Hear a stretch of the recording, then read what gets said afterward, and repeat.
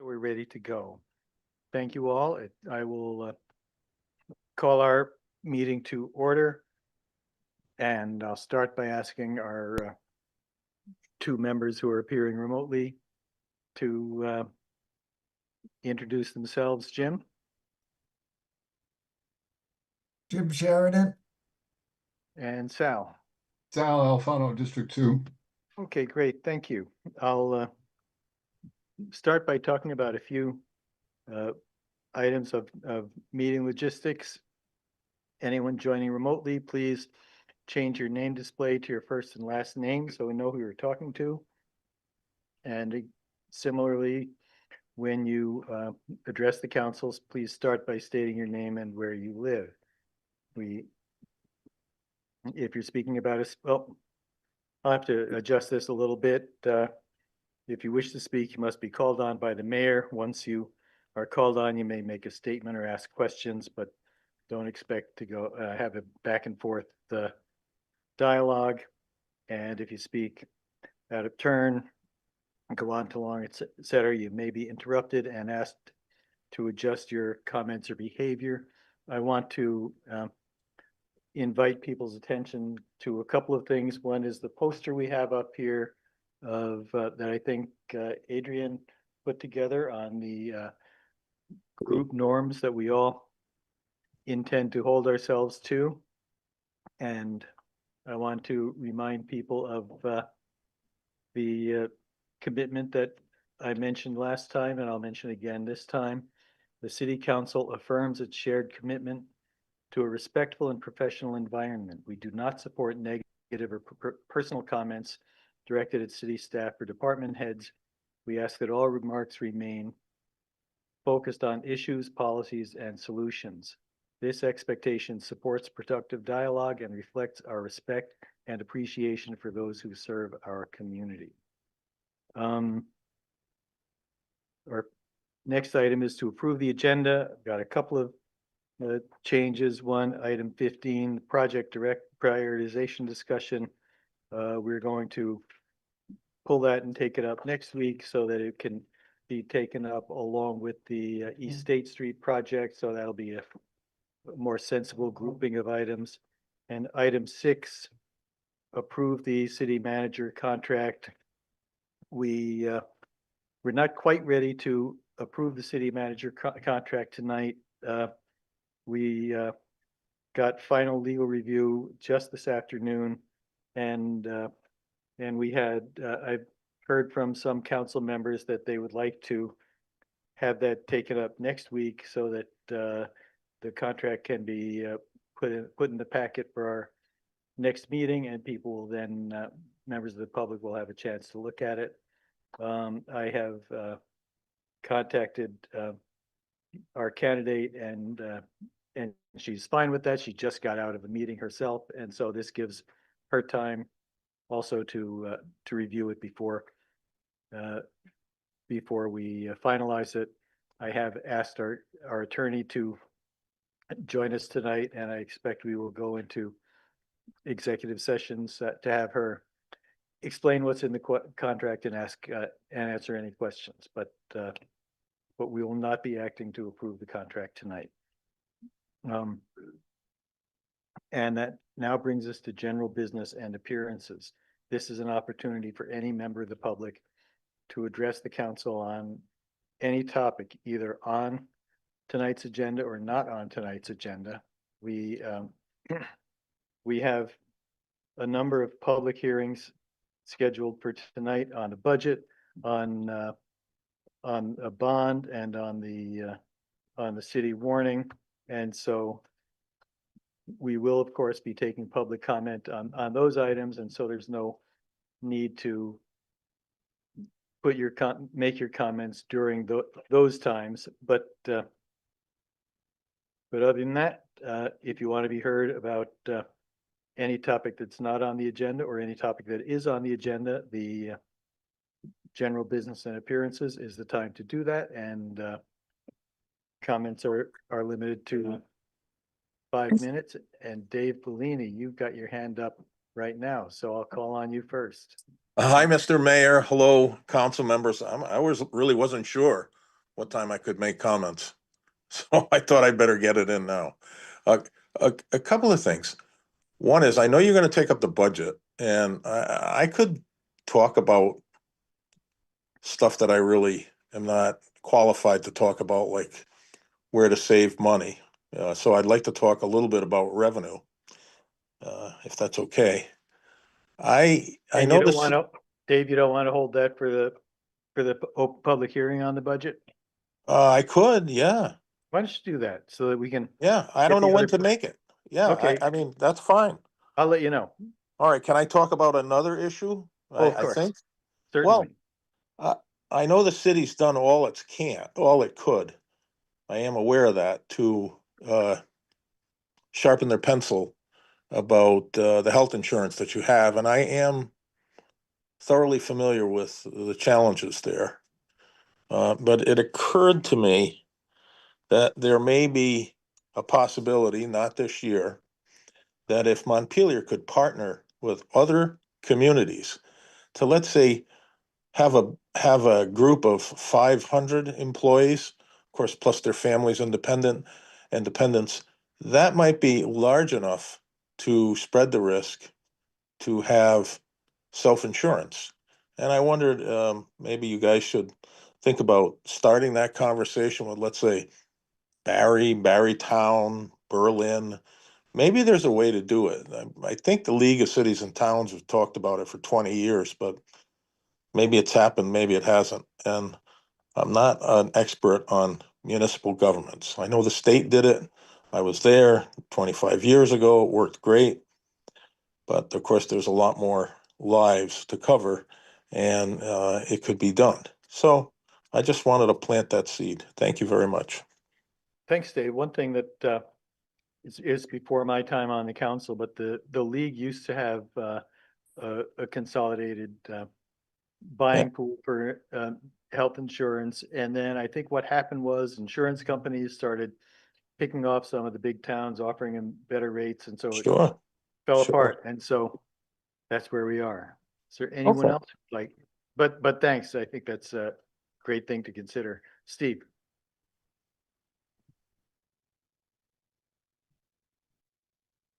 Steve Whitaker, Montpelier. I want to speak tonight about governance and timing, not about the merits of any single project. The city is in a leadership transition. We have an acting city manager, a mayor nearing the end of a term, a new city manager starting February 17, and a new mayor to be sworn in shortly thereafter. That matters because decisions made during a transition don't disappear, they get inherited. What concerns me is that across multiple of tonight's agenda items, city departments appear to be scrambling to advance long-term commitments before anyone with long-term authority is in place to own them. This isn't about one project. This isn't just about Country Club Road. Tonight's agenda includes actions that are not time sensitive, but would bind the next administration. Renewal of the regional dispatch contract, which does not expire until the end of June. Proposed increases in appeal and permit fees, continued advancement of the Country Club Road RFP and CDBG-DR pre-application that assumes environmental readiness that remains unresolved. None of these decisions need to be finalized in the next 30 or 60 days. All of them would be far better evaluated by the incoming city manager and mayor, who will be responsible for living with the consequences. Acting leadership is the wrong moment for irreversible decisions. Acting leadership exists to keep the lights on, not to lock in policy, procurement, or infrastructure trajectories. Yet what we're doing now is the opposite, advancing projects that carry legal, financial, and environmental risk during a period when accountability is weakest. That doesn't reduce risk, it compounds it.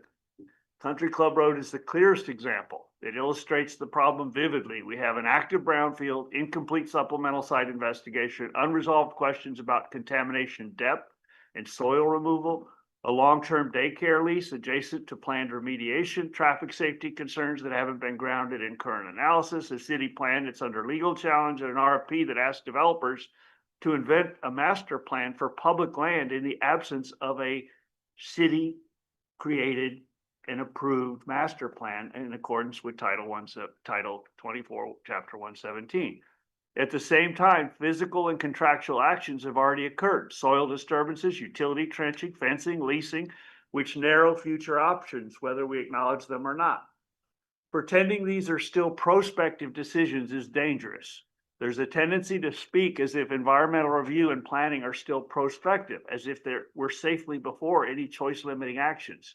We are not. Choice limiting actions have already occurred. The real question now is whether the city will compound them by continuing to advance procurement and commitments during a leadership vacuum, or whether it will pause and let the next administration reset sequencing responsibly. Council is flying blind on litigation risk. I want to say this respectfully but plainly. The council is being asked to proceed without having been meaningfully briefed on the litigation that now surrounds these decisions. What the claims are, which ones are strong, what are the consequences would be if the city loses on threshold issues like procurement compliance, public process, and environmental sequencing. I'm not asking the council to decide the lawsuit tonight. I'm saying that proceeding with major commitments without understanding the risk landscape is not sound governance. This is not obstruction, this is stewardship. Pausing is what responsible organizations do when leadership is changing and the stakes are high. The new city manager will arrive in February, the new mayor shortly thereafter. They deserve the chance to understand the litigation, evaluate the alternatives, complete the environmental due diligence, and set priorities deliberately rather than inheriting fait accomplis. My ask is simple and reasonable. Pause advancement of the Country Club Road RFP. Pause further action on the CDBG-DR application until environmental facts are fully disclosed. Defer non-urgent contracts like the Capital West, Capital Fire contract proposed for executive session tonight. That, if you read that agreement, it's got a governing body that hasn't met in 20 years. It's been a cluster screw of missed ambulance calls. People go on break. There's absolutely no accountability or transparency there. And y'all just keep rubber stamping it. It's time for that to stop. And it's inconsistent with what the state planning that's underway. So that's a good one to let the new manager get their head around first. Tonight isn't about winning or losing an argument. It's about whether the council chooses to hand off a manageable situation to the next administration or a tangled one. A short pause now preserves options. Rushing forward forecloses them. Thank you for considering this. Thanks, Steve. Any other members of the public? Yes, Peter.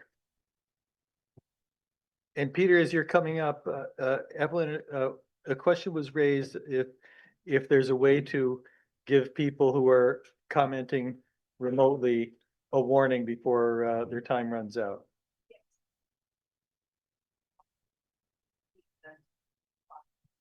Oh, great. Great, thanks. Hey, Peter. Yes, just a couple quick things. One, I'd just like to congratulate the council on the hiring of a new city manager, even though it was kind of a close call. I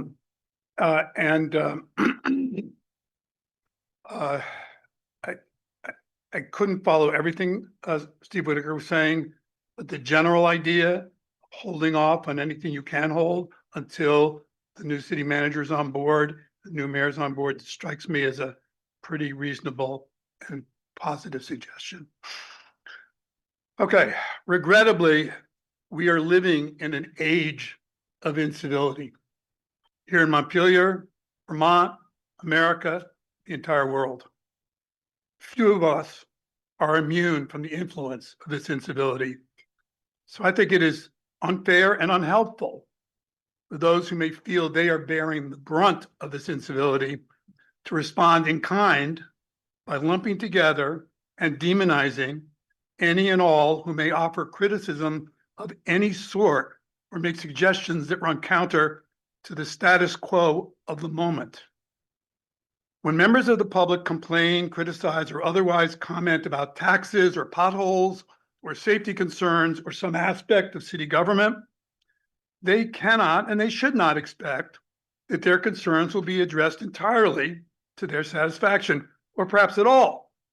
But they should expect to be treated respectfully and for their concerns to be acknowledged in some way beyond a perfunctory and in some cases blatantly hypocritical thank you. No one likes to be criticized, even if the criticism is well-meaning and constructive. So strong is this aversion to criticism that those to whom problems are reported or suggestions made often mistake these as being personal criticisms directed at them rather than concerns about an observed situation, policy, structural issues, or other institutional matters. When we feel personally criticized, we often respond defensively, whether or not the comment was accurate or well-meaning or a personal criticism at all. This defensiveness may manifest itself in a variety of ways, ranging from internal feelings of hurt to external expressions of anger. This is especially the case if we feel criticized unfairly. On the other side of the table, those who offer what they believe to be well-meaning, constructive, responsible, perhaps even necessary comments may feel that their concerns are dismissed out of hand or met with knee-jerk defensiveness, and that they themselves are attacked and characterized as troublemakers or worse. It is particularly unhelpful for leaders to utter broad brush condemnations of those they imply are responsible for undermining staff morale, when in fact, it may well be their misplaced blaming of critics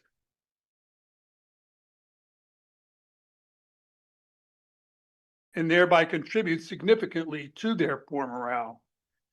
Based on my own years of experience as a mid-level executive, I would contend that it is the job of the leader to make every effort to balance the need for staff morale with at least equally important staff accountability, which means that criticisms and suggestions need to be welcomed and valued for the insights that they may offer regarding results. At the same time, as staff need to be supported in ways that will improve their performance to achieve those results. I'm naming no names. If the shoe fits, wear it. Thanks, Peter. Is there anyone else who'd like to be heard? All right. Seeing none, I will bring us to the consent agenda. Is there a motion to approve the consent agenda? I move to approve the consent agenda. Second. Any discussion? All those in favor signify by saying aye. Aye. Any opposed? Okay, we can move to the next item, which is the city manager contract. I can provide an update to the people before we take action. We had a executive session and we reached agreement on the terms, and since then we have been working with our council to incorporate those terms into contract language. We received the legally reviewed contract language this afternoon. Members of the council were given an opportunity to make some comments, and there were a couple of comments that were made that were incorporated in the final draft, which I received from our council. I forwarded that to our successful candidate this afternoon, and let her know that we're taking this up tonight, but she didn't have very much time to look at it either because she just got it kind of late Colorado time. So I suggested to her that and I heard from council members that they'd like to make sure that we could sit down with our lawyer and also have this in the council packet for next week, so it's open to public scrutiny before we act on it. And Kelly was fine with doing that. It gives her time to, I expect to hear back from her within 24 hours.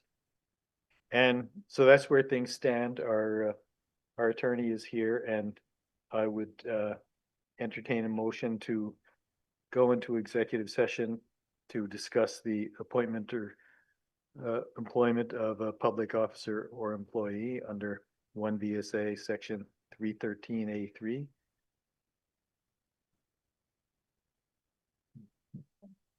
So moved.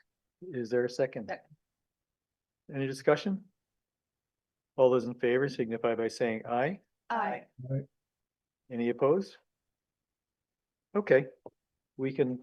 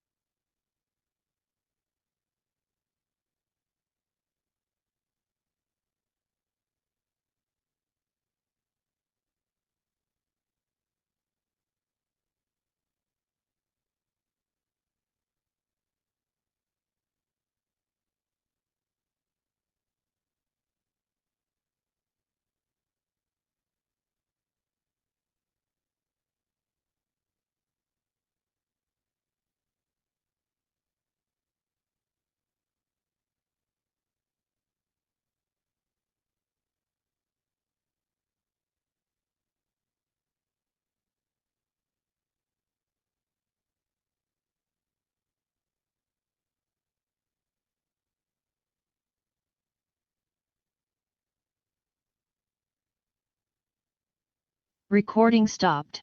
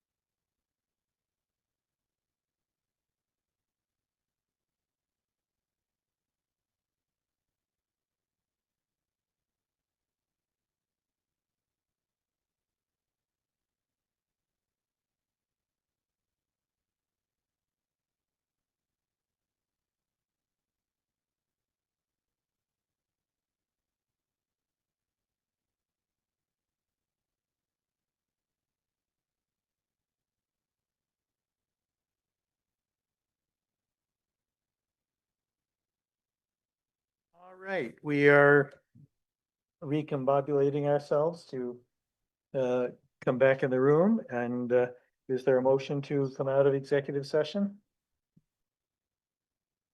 So moved. Is there a second? All those in favor signify by saying aye. Aye. Aye. Any opposed?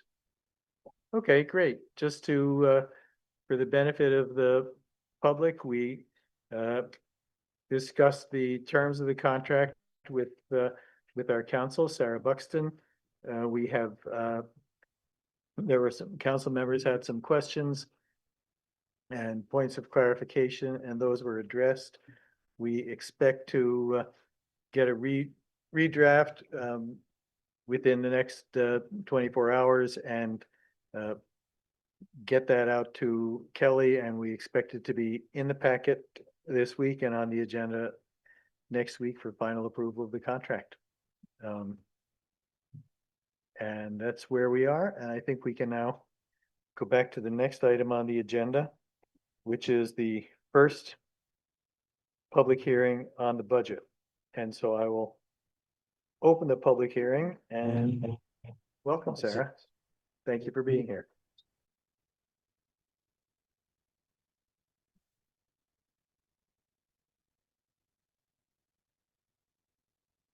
Sorry, just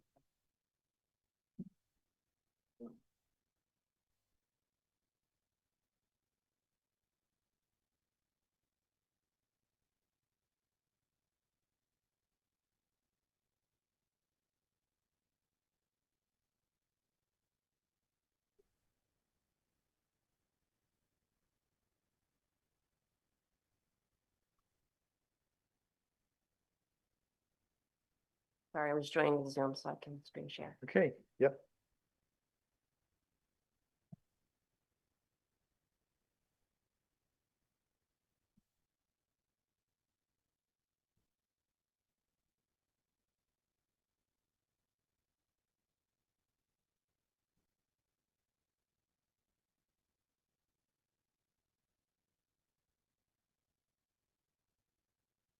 All right. So, yeah. The floor is yours. Awesome. So Sarah LaCroix, Finance Director. I'm here to present the budget for the first budget public hearing for the FY27 budget. This presentation is going to look very similar to the one that the previous acting city manager, Kelly Murphy, gave to you all. So, I'm not going to linger too long on the slides. We'll just kind of move through and then get right into discussions. And so this is just the brief outline of what we're going to go through. Last time we talked about what we heard from the budget survey, obviously public safety, infrastructure, affordability, housing, the local options tax use were all big important items to members of the public. And so we have just listed those out here to draw attention to them. This is also available in the packet online, and I believe in the Zen City budget portal on the website. So what's the bottom line with the general fund?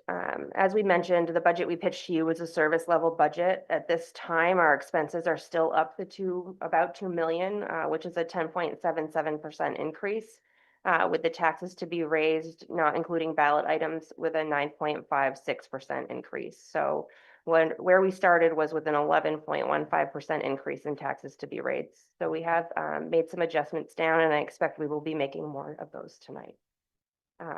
Again, the budget priorities here were to build a responsible and sustainable budget framework. We focused really on advancing strategic plan initiatives, strengthening our investment in capital, and making sure public safety and public works were funded and able and ready to serve the city. And so I think the budget that sits before you tonight does have really strong capital funding in it, which is a great investment and great for the city and the strategic plan. And it does put back staff for PD and public works and adds a firefighter. So all of those things I think are great in those focus areas. You've heard a lot about pressures. This budget will always have pressures. I expect that they will continue to rise with deferred maintenance, operational costs, health insurance increases, all of the things that regular businesses and municipalities alike are facing. And so I think it's really important this year with the extra revenue related to the local options tax that, we focused on bolstering capital investment because it's not often that you have additional new revenue that you can put towards something like that. And so while the spend is up 2 million, the tax need is only up 1.3 because we do have that additional lot money we didn't have before, which is a huge help. So here is just the broad strokes, the revenue by category. These are the same slides you saw before with slight adjustments to the FY27 proposed amounts to reflect the changes that we made at the last meeting, which reduced the budget by about $196,000. Here you'll see expenses as well. The lines that would have been impacted from the cuts that were or reductions that were made at the last council meeting are the city council, the city manager, the planning department, all took adjustments on those. And on the next slide, you'll see it was also in the other governmental section. There was a $50,000 up there related to the additional investment in economic development that was removed. And so those were the only changes related to the buckets of expense categories. As we move ahead, this is just a quick slide about the operating transfers. You can see the transfer to the rec center and the senior center were level funded this year with no increase. You will see small increase in cemetery operations, the $100,000 investment in the housing trust fund, as well as other increases. You can see in the transfer to capital projects and equipment plan, those are big ups this year, and those align with the increased local options tax funding. Here we've hit on capital a lot, but this year, we have fully funded, as the budget sits today, the $1.2 million paving plan. We've done that using a large portion of the new local options tax revenue, along with the 2-cent increase method that had been used in the past. And so you can see a big jump from the prior year in FY27, an increase of $900,000, which is great for our capital investment and should help start to bridge the gap on the deferred maintenance, and we'll see better paved streets and we'll be catching up. So there won't be as much pressure with vehicles and equipment. So this is a great investment of that new funding. And then just again, you can see in the components here, from the infrastructure perspective, you can see the 1.2 million in paving and the matching sidewalk investment to go along with that. You can also see that there are 2 police cruisers, there are 3 public works vehicles, and some other miscellaneous capital items that are part of this year's plan that also all make, big steps towards infrastructure improvement. The next few slides are just the individual fund budgets for Parks, Rec, Senior Center, and the cemetery. You can see here that they're primarily funded by a transfer from the general fund and property tax revenue. But here we've got the Parks Department, which you see is up. It's part of reinvesting in AmeriCorps, which was really important to the city. You can see the recreation was level funded, and there was a slight adjustment in revenues related to their class fees and different day camp and rec department items. But this overall was level fund as far as property tax revenue is concerned.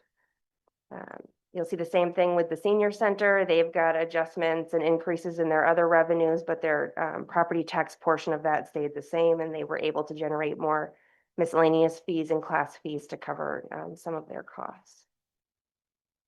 And then same with the cemetery. That increase is likely primarily related to payroll related increases and a new debt payment for the cemetery truck. So then I will go through what some of the decision points were. And here I took this slide and you can see we reduced 1.2 FTE at the last council meeting as part of the budget reductions. And so this is just demonstrating that and showing what was added back or new for employees that still remains here. And so we can see right now we still have the restoration of the streets and the patrol officer and the new firefighter and gear listed in here. And then we move on to the operating decision points, and there has been no adjustment to these slides because The only changes we made really were payroll related or a small amount to the city council budget. And so here, all of the pressures you can see are related to base costs, software updates, contracts that are already underway, gear, equipment repairs, operating supplies, aging fleet. So all the things you would expect to see in a budget increase. These are primarily in here to reflect actual expenditures and expected upcoming repairs and maintenance. And you'll see this will continue into the decision points. You can see here as far as funding the strategic plan. We have heavily invested in infrastructure. We've still got 100,000, which is 10% of the new local options tax money in here for the downtown, and we've got 100,000 for the housing trust fund. And we've reduced that 50,000 for economic development. So these are other items still on the table as far as add backs or additional reductions to meet whatever our target goal is. And so with that, we had additional asks that were not included. We've talked about, the fire department's request for 5 firefighters, and, we figured out how to balance with 1. We had to make a lot of reductions in DPW areas. So, we had budgeted for roadside mowing this year. That has come out, so that likely won't happen. So we also will be running a gamble on salt as far as contract price versus actual need. And so we just will need to keep eyes on those items as we move through FY27 because they will be pressure areas. But these were the items that were asked for that were not included in the original manager's budget here, if in case there are items you want to put back in. And then we've got the municipal tax rate 5-year comparison here, and you can see overall with the changes you made, the city budget itself has about a 9.56% increase. And then the ballot items have a 2.6% increase in the tax rate, an overall increase of 9.22%. And I can walk us through that calculation if you would like, but it is math is why it does that the way it does. So I can demonstrate it, but if it would be helpful, I can take us through that too. So here, the municipal tax bill breakdown is very similar to what it was before, but you can see that the average residence of 370 would have a municipal tax bill of $3,952 a year. This is an increase of $333 or $27.75 a month. And this slide shows the breakdown of what each portion of that budget net, the revenues they bring in, costs each taxpayer in this pie chart. Obviously, you can see the biggest investments are in your public safety and public works departments. Those are the biggest triangles here, as well as the capital plan. And government services is a huge chunk of debt payments. So that's what makes up those big pieces of the pie that you would expect. We will have a different item for the proposed bonding that will be a hearing, but we will be asking for this to be on the ballot, $8 million for sewer pump station and water and sewer line infrastructure. And so those expenses include the pump station 1, siphon lining, Berlin Hill sewer line, Clarendon to Bailey Ave sewer line, and then we get into water where we have Berry Street, Lower State Street, and North Street water lines that would be part of this bonding that we would be proposing to the voters on the ballot. So what's next? Today is the 14th. We are in the budget and bond public hearing number 1. At the end of tonight, you guys will vote on another budget to lock in a taxes to be raised amount on the ballot. That can be changed one more time at the next meeting if you so choose. But then at the next meeting on the 21st, you guys will have to lock in that budget number so that it has the appropriate amount of time to get to voters. And then we'll see how it fares on town meeting day. Historically, I don't think a budget failed any of the time Bill was here. So that was 30 plus years. And, recently they've had high approval ratings post COVID and flooding. And so I think, those are good signs for people who, believe in investing in the community, but being fiscally responsible at the same time.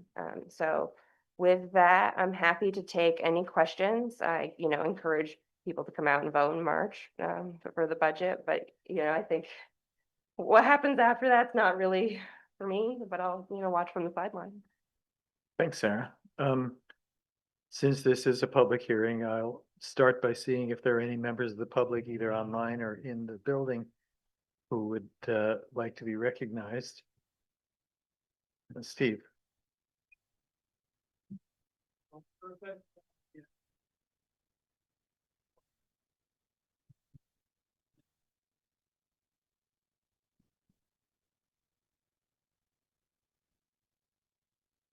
Steve Whitaker, I think that we're going through the same old perfunctory process. It's disingenuous to call, even hold a public hearing when you've already baked the numbers and you've made clear that there's no courage to restructure this budget. You're tinkering around the edges, playing with the icing instead of dealing with some structural issues that we need to address. The emergency homeless issue is not in here at all. There's some BS in the memo from Meredith related to the impact on fire and emergency services and police, but we don't deal with the issue of giving people emergency shelter, dignity, and showers, you know, and opportunity. That's got to be a moral compass that you need to pay attention to. We still don't have a capital budget and program, a 5-year. And if we're serious about housing, we need to be thinking about paying and funding the water and sewer up into Sabins pasture, because it will be ready years before Country Club Road is ready. And that TIF, we don't have money in the budget right now to put a TIF plan together. It's unrealistic to expect a CHIP plan to be up and running and ready and passable. So again, that's a missing piece. We need a housing feasibility analysis. We don't know we can't review the Country Club Road proposals if we don't know how many units of what size and shape the market can absorb here. And we have to be careful. We're at risk of forfeiting who we are as a community, that displacing most of the Montpelierites who can no longer afford to live here and recruiting a new crop of Woodstock and Connecticut types. And that's a very real risk if we do not get this budget under control and our planning under control. So we need money for not just pavings and a token amount for sidewalks. We need emergency money to go and patch the sidewalk hazards that are risking our elderly every day. And we don't have a plan for it. We need, I mentioned Sabins, water and sewer into Sabins would be the most constructive thing we could do to accelerate housing development. And they're willing to work with us on a second emergency egress into Country Club Road. TIF planning, and we need money for a CCR master plan. That we disenfranchised the city planning commission from the Country Club Road. They felt it, they were told it, Miller orchestrated it, the council blessed it. No, this is not for the planning commission to do. That's a violation of law and the court will hold it up. So Thanks, Steve. I think I got a few more items because they're not gonna have Well, I'll take, give you the opportunity, assuming we have time after, okay. we've heard other, Come back if. yeah, if if we have time, yep. Dave Bellini, this is the point at which I told you, oh, and there you go, you're up first.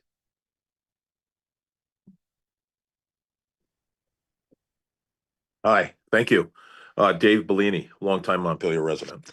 I'd like to speak about revenue, and a subject I know nothing about. When Country Club Road was purchased, I think it's 138 acres, mostly open. And I'd like to see some return on investment. Oh, look at that. I got a timer too. Thank you. I think it's an ideal location for a public-private partnership for a solar farm of some type. I don't know anything about solar panels or solar farms, but I do know the solar panels are quiet. They don't make any money. They don't emit any carbon monoxide or dioxide. You can put them in and you can take them out when it's ready for housing. So you could get something. You could get electricity. You could get some lease money. don't know, well, I don't know how they send the electricity that's generated from the sun into more useful purposes, but they've got it figured out. So a couple of things that I do know is there are some federal grants for solar panels and solar farms. And maybe you guys could look at getting some return on investment while that property just sits there. And it's 138 acres, and I'm only thinking like, if you put 5 to 10 acres to use, what does it hurt? You're not going to poison the solar panels if they're on a brown ground or something. And like I say, I mean, if you put up windmills, you'd find 100 Don Quixotes ready to charge them. But solar panels, the other thing I know is that they're better than they used to be, and they produce more. So I think you should go with that, unless there's a reason not to. Just try to get some money from the land that you bought. Thank you. Thanks, Dave. Katie?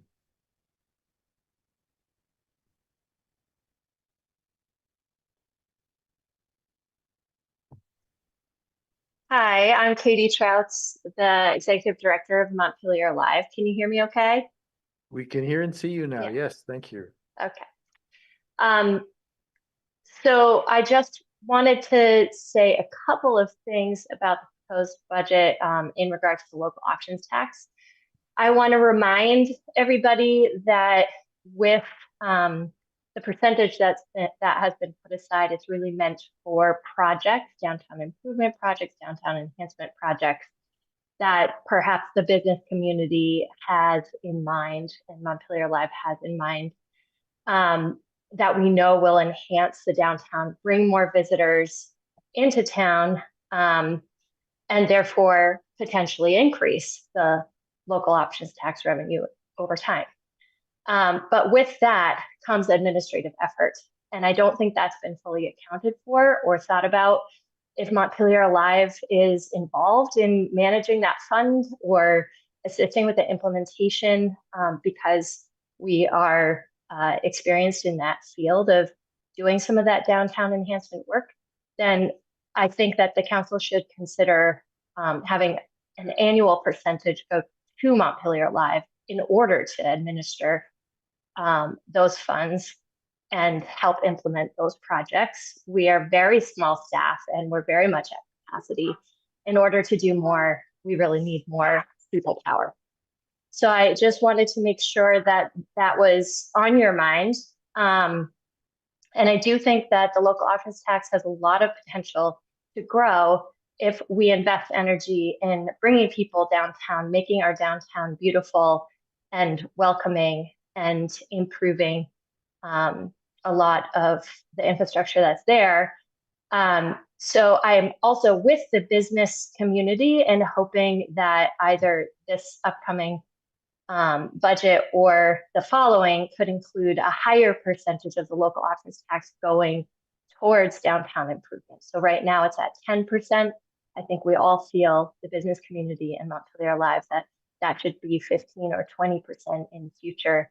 And again, the more we invest, I think the more we'll see it pay off in the future. Thank you. Thanks, Katie. Is there anybody else who would like to be heard? Steve, you get your wish. I'll try to be brief and wrap up. I think we need to really look at restructuring our staffing costs. We have last count I have over 100 people, 117 people at over 100,000, many closer to 200,000 with salary and benefits. And now they're playing games with charging me exorbitant fees to get what the current salary benefits plus overtime is. We really need to look at what these folks are costing. There's a lot of people who would love to work in Montpelier and start their careers or finish their careers that'll work for 100,000. So we need to find a way to incentivize, usher, retire a lot of these closer to 200,000 people and and replace them with folks at 100,000 rate. You're not going to build your way out of this cost structure. We need to find a way to cut the cost structure.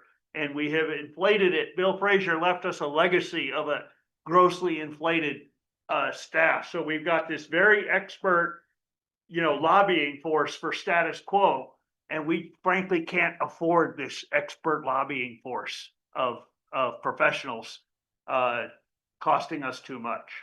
So retire or release many of the $150,000 plus folks and invite fresh blood in here to run our city at $100,000 target rate. Staffing, we can pause police cruisers. We got, we don't need to keep shoveling new trucks and police cruisers on a department that needs structural reform as well.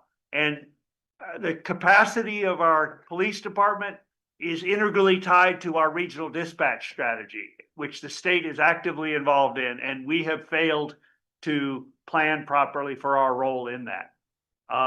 So that's a good task for the new city manager and new mayor and a working group. I think a lot of the technical issues that this council has to hear from on public works issues probably should be delegated to a subcommittee who cares about infrastructure and engineering, and then not waste so much time at city council meetings on engineering. But we need to look seriously about whether we need an assistant city manager at $150,000 or whether that position should be a special project person, possibly focused on Country Club Road and development. We've got a planning director that can't do most of the things that are expected of them. They all have to be outsourced to a consultant. So you have to add the $165,000 planning director to the $200,000 a year it's costing us in consultants, and look at whether that is a sustainable model or not. I think our communications function, which is important and admirable, could be made part of our assistant city, our city manager's admin. The communications role, and what you're hearing now is that there's a lot of waste, or time expense in making public records available. Public records could be available as a matter of course. When they come in, they get logged, they put on the website where people can find them themselves. Thanks, Steve. So sustainability is a facility coordinator, District T. We've got so Thank you, much Steve. waste. Thank you, Steve. That's the time. Thank you. Is there anybody else who would like to be heard? I would actually just like clarification if we could get it from Sarah about number of employees. We heard some assertions about the number of employees making hundreds of thousands of dollars. And I'm wondering if you could give your point of view on what that is.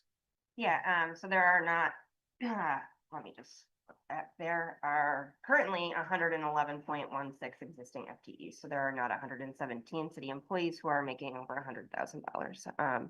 There are some employees who do make over $100,000, and they are in high level positions that, to be quite frank, don't pay enough. So that it just is what it is. If you reviewed a staffing study and compared staff wages to those in the private sector, they don't compare. And so part of what helps is the benefits here. And so when you see those combined package costs, that's what would draw an employee to stay here versus, jumping out into the public sector or private sector, excuse me. And so, we do also have a lot of folks who are paid overtime, and they are working that overtime. They are here when you don't want to be. They are here saving lives, putting out fires, responding to police calls, plowing the roads, digging broken water lines in the freezing cold in the middle of the night to make sure everybody has what they need. And so those people who are paid for that overtime have earned it. And so that's just my 2 cents on all of this, since I've, not got anything left to lose. I completely agree. Thanks. Are there any other members of the public who would like to address us?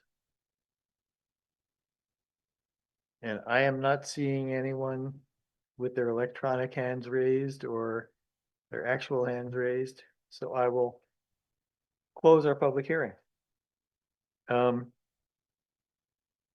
So Sarah, to be clear, we came in last time with an 11.15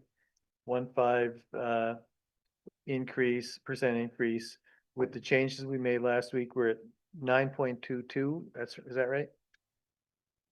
So just a little bit of rounding, so the percentages are just a hair off, but you can see here, the municipal portion right now is sitting at the 9.53, but it nets down to 9.2 because of the Okay. math.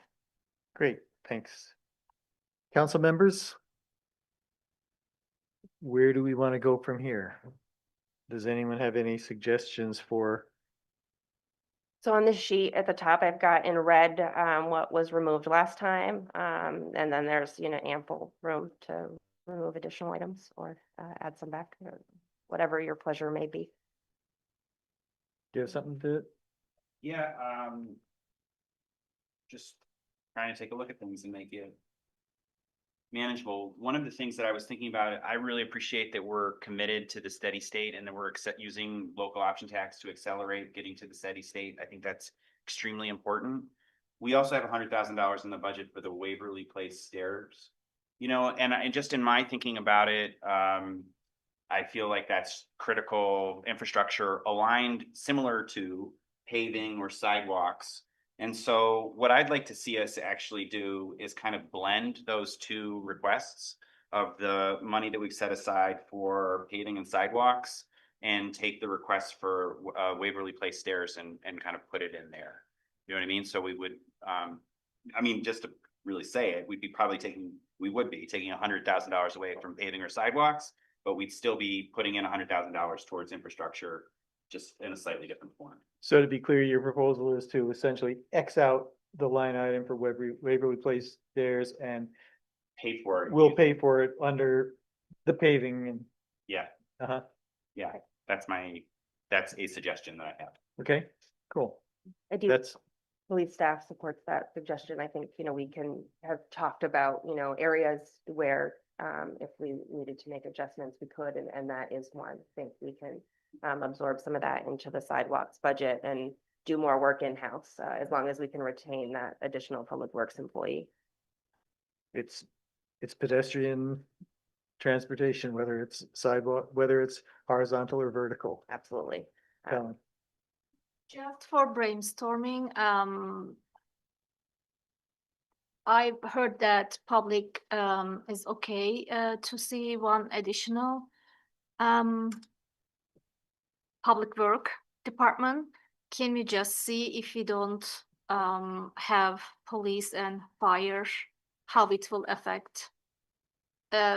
We can move it after, but I just want to see the difference.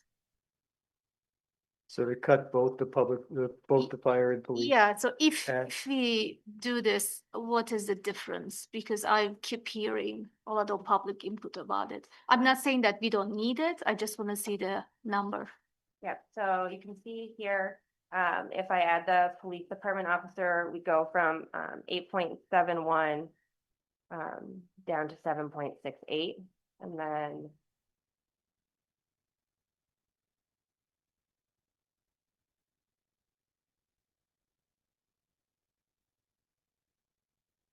we then reduce the firefighter, that puts us down at about 6.72%. I do want to caution with the reduction of that firefighter, it may be wise to put back some expenses associated with overtime, because the overtime currently is budgeted, assuming that that position is in, and would be able to save a significant amount of overtime. Okay, so yeah, we can just remove them. But yeah, okay. So I just want to see this. So now it is 6.52%. Yeah, overall. 6.52 or 6.72? So the municipal is 6.72, but the overall with the ballot items is 6.52. Okay, so I'm not suggesting to cut this. Okay, you So wanna just you go can back just, here? yeah, I just want Just wanted to, to see it? yeah, exactly. Because I keep getting so many questions and I tried to calculate myself. It didn't give this number, so thank you. Yeah, it's like, what is happening? Thanks. Ben, did you have anything more? Were you in the middle of a list when you? I mean, I called got on other Caroline? ideas, but if other people wanna. Yeah, I'd like to Go. hear if other people have ideas too. Adrian. for, I mean, the budgeting expert that you are, and we look at this every year, I don't know if this is not what municipalities do, but I would love to see like a 5-year plan, right? So like, how do we add a police officer one year, a firefighter next year? There's a whole list of things that need to be added. So like, what is the plan over the next 5 years to add those to the budget while also looking at our increased funding streams? Like, it's so hard because I'm like, we just added the lot and we're like, okay, well, this is what we're going to spend all the money on. And we try to get everything into the budget because we just got an increase in funding. But like, how do we pace that over a number of years so that we're not stuck with this? Like, what I've heard from my constituents, it's like not good. They're like, we don't want this tax rate. They want this level of funding. And I've tried to explain to them everything we've heard to be advocates for the staff. I'm like, we can't do that. Like, we need to have, the operational costs have gone up, the health insurance, the whole, the talking points that we've heard. But I think there's just the breaking point where people are like, we just can't continue to have these tax increases over and over again. So how do we pace it over multiple years? So we know in year 1, we'll have a police officer. In year 2, we'll have a firefighter. And in year 3, we'll have, the 2 police cruisers. Like, so we can project so that we kind of get a sense of it's not all jammed into like, I don't know, I feel like a lot is in this budget and it's impossible to like cut things out. Yeah, so, we do have a 5-year capital plan, and for equipment that goes even further out. And so we've got a really, specific regimented replacement schedule based on useful lives and return on investment and, how much money we'll get back. And so that, I knew this year, I've known since I started that there would be 2 cruisers in this budget. So those are things those aren't new adds. They're just part of our capital planning and our annual overall.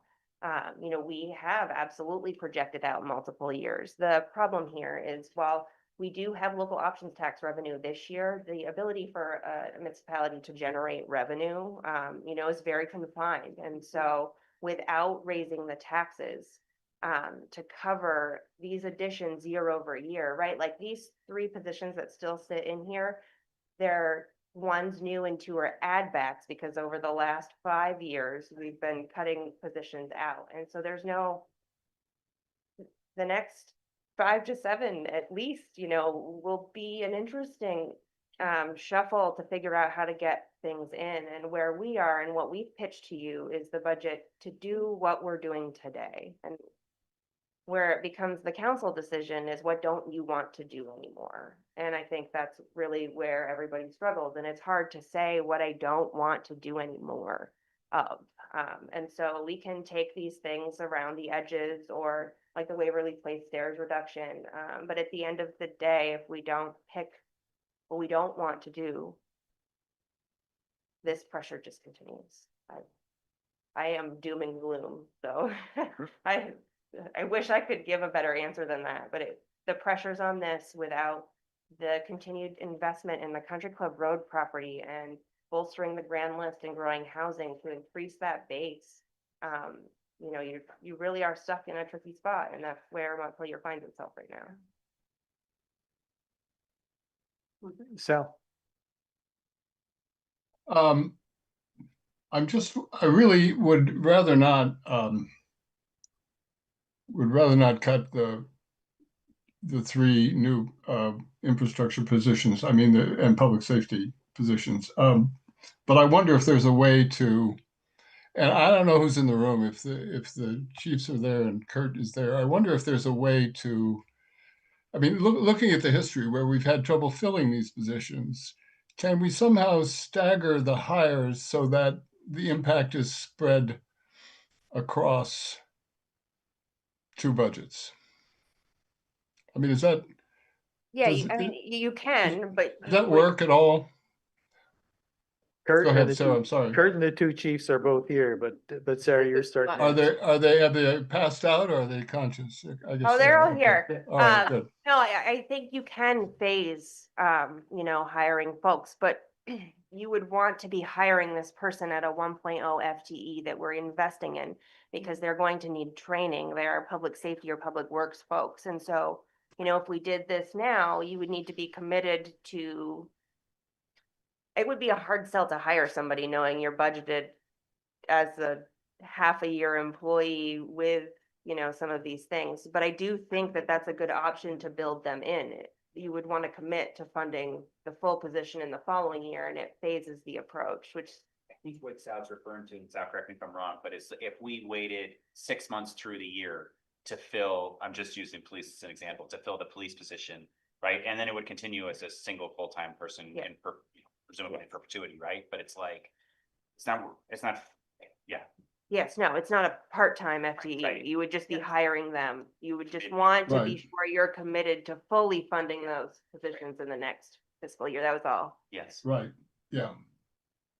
But yes, we could half fund and delay hire.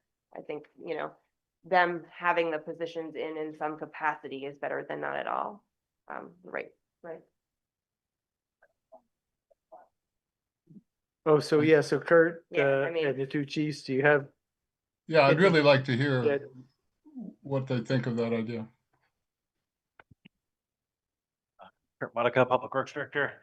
So I actually have a different proposal for consideration by council for the Public Works employee. And that is for the engineering staff to work with our streets division and the paving contractor to look at ways where we can do in-house work on the paving contract to reduce, reduce the cost of that contract, an equivalent amount of the salary for the new position.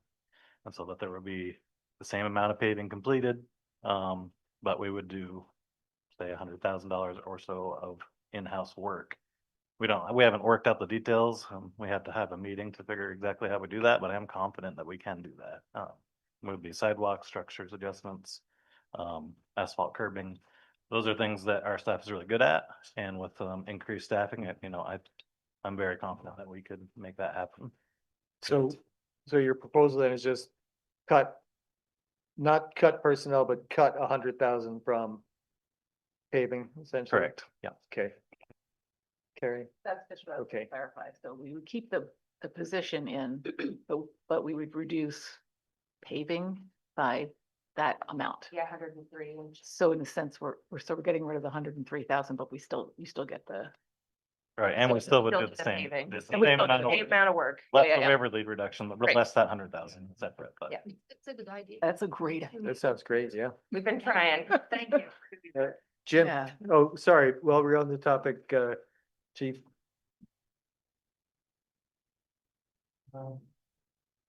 Thanks. Eric Dorson from the police department. Just for us, in police work and this line of work altogether, you have to strike while the coal is hot. And right now I have, people in a polygraph phase. I have 2 full certified that have expressed interest. So there's a long way to go to get through the process. But if I had to delay one of them to January, like I already know then that those 2 are going to go someplace else. But they've come to us first. So I have some optimism. The plan is, it certainly would work if those people didn't hold. We could save some money and not hire until January, like sometimes that just kind of works out. And it also works out, and I haven't done the math yet on like when the police academy, like the timing and things like that, because getting someone to the police academy, I have to wait, and they only do 2 a year. So there could potentially be some savings, but I think locking in that position would be really important. And depending on when we sent them, that's when their kind of hire date is. So they know they're getting hired. There could be some potential savings. I just don't, without looking at the dates, I don't know exactly what that is.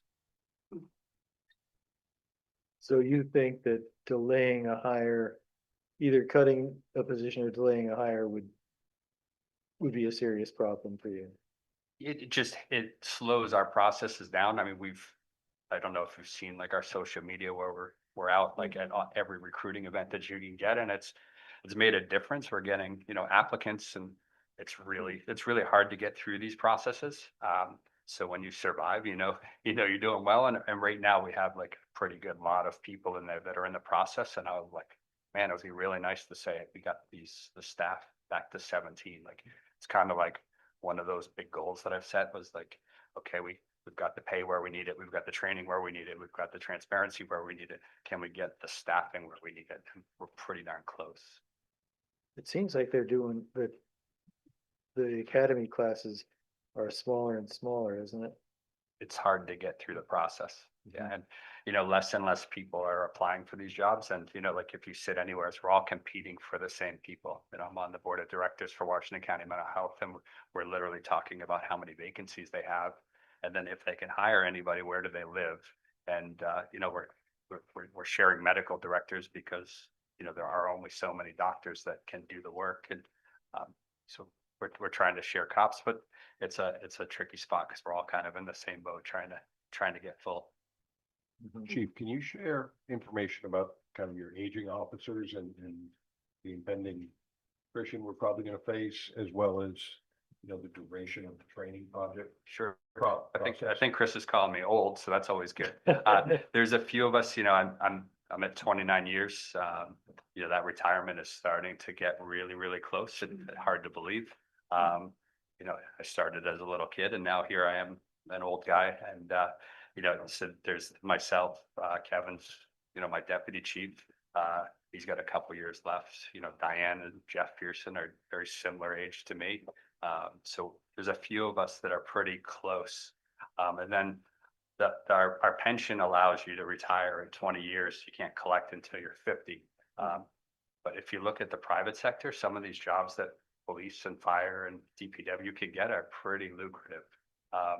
So it makes sense at 20 years to kind of put your pension aside, go into a new line of work, and start a whole nother retirement and career. So that's what a couple of the other guys who are pretty close to that 20 years are talking about. So I've been trying to kind of ramp up and see what we can do. And, even at 17, that's not ramped up enough to kind of absorb that kind of loss. Helen?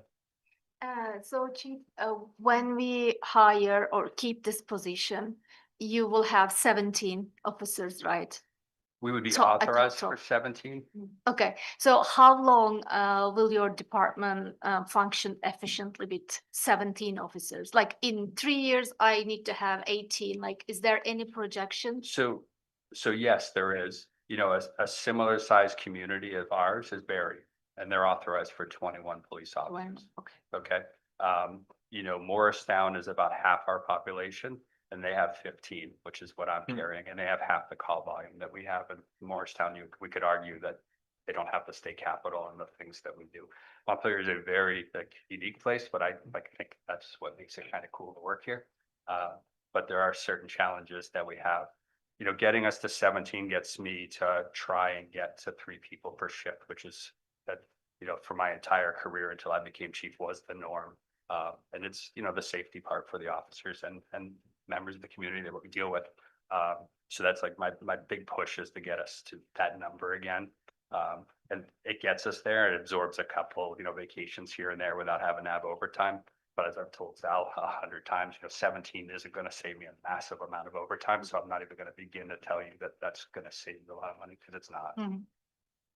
So just a follow up. So can we say like we will see another request for a new position in 2 years, 3 years, or next year we can see another request? Just like all the numbers you gave us, I understand that 17 officers won't be enough, but you will try to do your best, which is great. Thank you. I really appreciate it. But how long? Like soon? Okay. No, so I didn't. I inadvertently cut you off, so I apologize. I don't have that answer. I hadn't planned to go past the 17. I kind of take steps. I'm like, it's like saving money. You have to have a couple nickels before you get a dollar. Like I need to get to 17 before I think about 21. And then you have to look at the data, and you have to look at our needs and things like that. And who knows what changes, that we have at the state for our requirements. The training requirements are ever changing. The mandates are ever changing, and there's never any packaged money for me to do those things. So we absorb all those costs. Then we also absorb the time to do those trainings, and we have to backfill for those times. So we've been pretty comfortable at 17 in the past. Not going to say that I'm going to not ask for any more, but I'm just trying to get back to what we're. Yeah, thank you. So Jim, I know you got your hands up. I want to see hand up if Chief Libby has something to add, since we're still on that May I speak to that as well too? Yeah. Based on the staffing assessment and to speak to Adrian's point, they should be asking for an additional officer every budget season. And same with the fire department till we hit, that kind of staffing, same with public works. But what ultimately happens is we coalesce around this big giant budget and then all of those things come out either before they get to you or once they've gotten to you. And so this just hinges on that larger problem. Thanks, Sarah. Derek Libby, Fire Department. The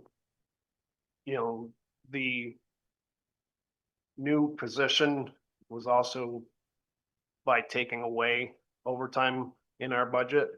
So I would ask that if we lost the position that we restore the overtime.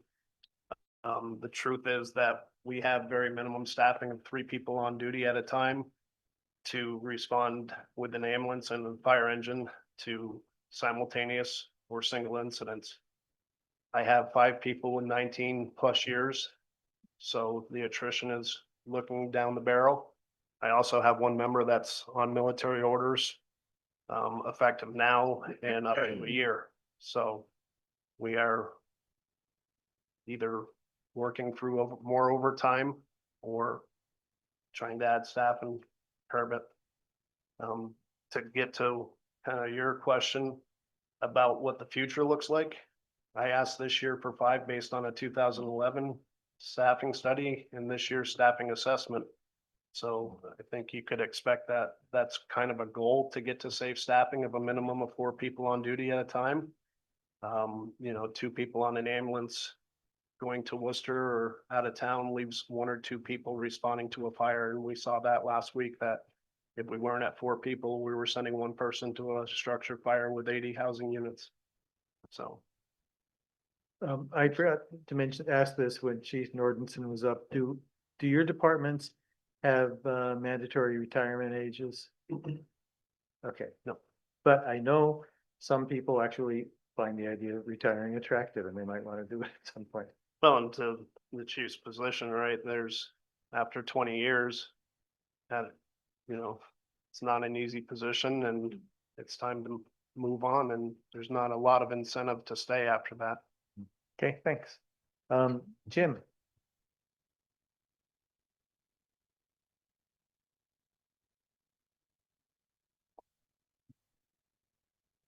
Okay, Gotcha. just a couple things. One, it's too late for this year, but I just want to say this is the wrong way to do a budget, to start from the top and work down.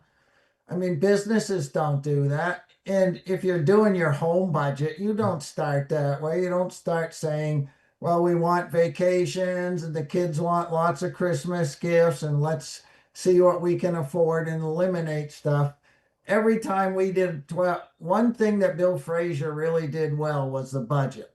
And we always worked our way up instead of down. It's much easier to add stuff than it is to try to find stuff that you take out, because when you start high, you got everybody's expectations up and it's very hard to pull stuff out. So I know it's too late for this year, but John Holler said the same thing during his time. Nobody does it this way. Everybody works from up when you do a budget, and it's just, believe me, I've done 12 of them. It's just easier than this is. Okay, now I'm going to talk about something that I think we can pull 50,000 out of the housing thing, and I'll tell you why. I just looked on like Tim Heaney's site. There's over 20 houses for sale in Montpelier. They're not really moving. The housing situation across the country isn't good. Vermont is one of 3 states that lost residents last year. We're last in economic motivation.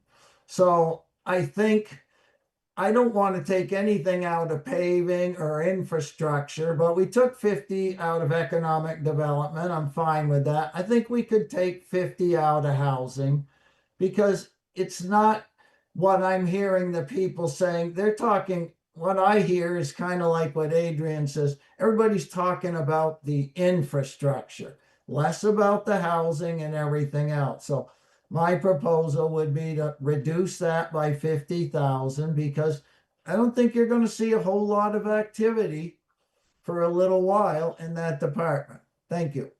Thanks, Jim. Yeah, oh, sorry. It's hard to see everything. know. Carrie. So I'm thinking about what we did last time, taking out that administrative assistant position, and I'm not feeling comfortable with that anymore. Because I'm looking at what was requested was what we have the option to do is to restore positions that we cut before that are down. And I think we should really do that. I mean, I think it's been made really clear that that's necessary. So I would really like to have that administrative assistant position put back in. And but I want to think about the idea of looking at the new firefighter position as something that we don't include this year because it's an additional position. It's not restoring a previous cut. And I recognize we'd have to put some overtime back in. So I'm just curious how much that would be and what that would do for us if we could kind of flip those. And then I want to really speak very strongly in favor of the full 100,000 in the housing trust fund. I think that if we're not seeing a lot of activity, that's even more reason why we have to invest in it. And so that there will be resources there to be able to have that activity happen. So the housing committee had asked for 250,000, which would still put us behind where we would have been if we fully funded this every year. So 100,000 is not even getting us anywhere close to caught up, but at least it's something. So I would really like to keep that and not cut it at all. Adrian. I was also on the same thought process for the admin assistant, but I want to go a step further and see if, we could take a certain number off that salary and have it be like an entry level position to do like FOIA requests and more of like the administrative, like an entry level admin. So I was thinking that like about 30,000 off of that salary. So it's someone who's could have graduated from high school, maybe, trying to get, just like an entry level job. Because we have the city manager, we have the assistant city manager, which are two very high level staff. And I just thought that that might be an opportunity to get someone into the city, get the benefits, get, a good working environment, and then build up, over the years. What is the salary that's currently in the proposal? Just give me a minute. Okay. Something related to that. Uh-huh. Starting with a part-time position will be good, Sarah. Oh, sorry. No. So Evelyn and Tanya, will it help for you, or you really prefer full-time? Like starting with a part-time position, then increasing it full-time if we really need it. After our new manager comes and makes her evaluation and suggestions. Yeah, Evelyn Prim, acting assistant city manager. I'm happy to speak to that too. It definitely would. Anything is better than nothing at this point. However, I think Sarah mentioned too last time, part-time positions are really hard to fill. Okay. It's really hard to find somebody that's willing to work for, especially for a lower salary with no or much fewer benefits. So just with that reservation, just to put that in there. But yeah, definitely something is better than nothing. But okay, just Thank you to consider. So your suggestion had a full-time. I'm asking these questions for public members. Absolutely. On behalf of them. Okay. So entry level full-time will be still good. Yeah, I think we can Okay. definitely make that work. Thank you. Yeah. And what do we think of when we say an entry level admin position? I think we heard last time that the salary marked for this was like 90,000. Is that right? 1990. Could we make it Oh, 60 or 70? I don't know. So while Sarah's pulling that numbers, so just thinking, some of the responsibilities that the former admin assistant used to do was all of the administrative FOIA requests. So basically everything except for police requests, scheduling city council meeting agendas, scheduling all of the city committee agendas. This person also managed the phones, is basically acted as a first point of contact for questions from residents. And basically anything else that gets thrown to the city manager's office, the admin assistant would in some way help with, whether it be proofreading press releases, helping draft policies. All of that stuff can definitely be taught, and we have a great team that does have a lot of expertise. That would be I think it would be a phenomenal environment for somebody to start out in a public service career, especially if it's a younger person. We were always excited to bring newer faces in. Yep, so the salary on that one is 75,000. The rest are benefits. Oh, so already this 119,000 is based on a salary of 75? Yes. I see, okay. Which I do think you could reduce. I think I would like to think about reducing that. I mean, I have no idea what a going rate is for an entry level admin assistant. I don't know the going rate. I don't know. Yeah, I think if what you want from that position and potentially what this new person wants from that position could look different, you know, we could definitely budget it at a lower rate. And then, you know, they can see, you know, what they want once they get in here and how that works and figure out how to feather that in. I'll just do one more number, but I do think you could probably take 30 off of that. So 45,000 or? I think taking totally overall, from overall. But I mean, amount. the No, salary we yeah, want. from salary, The salary? Yeah. So like 45. 45. 50. So if we budget for a salary at like 50-52, that leaves you in a safe range. It still captures the benefits, but there will be reductions in benefits as well, so that 30 would be absorbed as part of all of that. Which would budget it, the 2-person health insurance plan, which is also a gamble one way or the other. But that's past practice. We, you know, pick the middle. But then I think, you know, if you were looking for an entry level position, that 52,000 is about $25 an hour for 2,080 hours a year. You know, I would love to have the city manager. I'd like to keep the assistant city manager and the admin, because we have a new city manager coming in. I want her to have the autonomy and the flexibility to do, you know, whatever her vision may be. I mean, those positions may change in terms of roles and responsibilities, or bring in other expertise that may need, you know, IT, right? We talk about IT all the time. Like, I mean, those positions could be I'm assuming they could be reimagined into, you know, different roles and responsibilities, but to have them in the budget, I think is really, really important to give the new Kelly, I keep saying the new Kelly, the opportunity to make those decisions. So I would be I would love for that to be in there, and I'd like to have it be a little bit more affordable for us. I'll just add that I concur. I mean, the truth is, like, the tasks that we just talked about of what this person would do have to be done. Yeah. So if they're not done by the admin assistant, then we're paying somebody at a higher salary rate to do that work. And then they're not be able to do the work that we're actually paying them for. So this is, I think, one of those kind of penny wise, pound foolish things that it's like, we're going to pay one way or the other, and we might as well make sure that the staff are doing the highest and best use of their time in every position we have. Yeah, and so just the rate that was in here was the rate of the previous person in that position, and the previous person in that position did much more than an admin assistant typically would, and she had a master's in public administration. So Yeah. like, right, she did all of the things plus. Go ahead, yeah.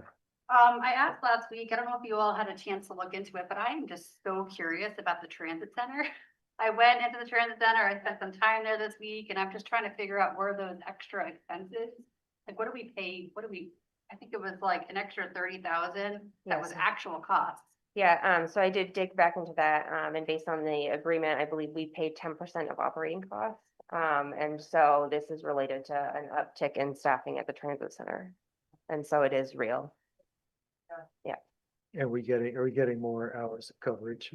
but out of that? that's, I get, without digging into the details, I can't say one way or another, but from, an accounting standpoint, it appears to be legitimate. We just heard a proposal to reduce, to not do the additional firefighter. Could you tell us what the saved overtime that represents, that we would then want to add back? Sorry. It's okay.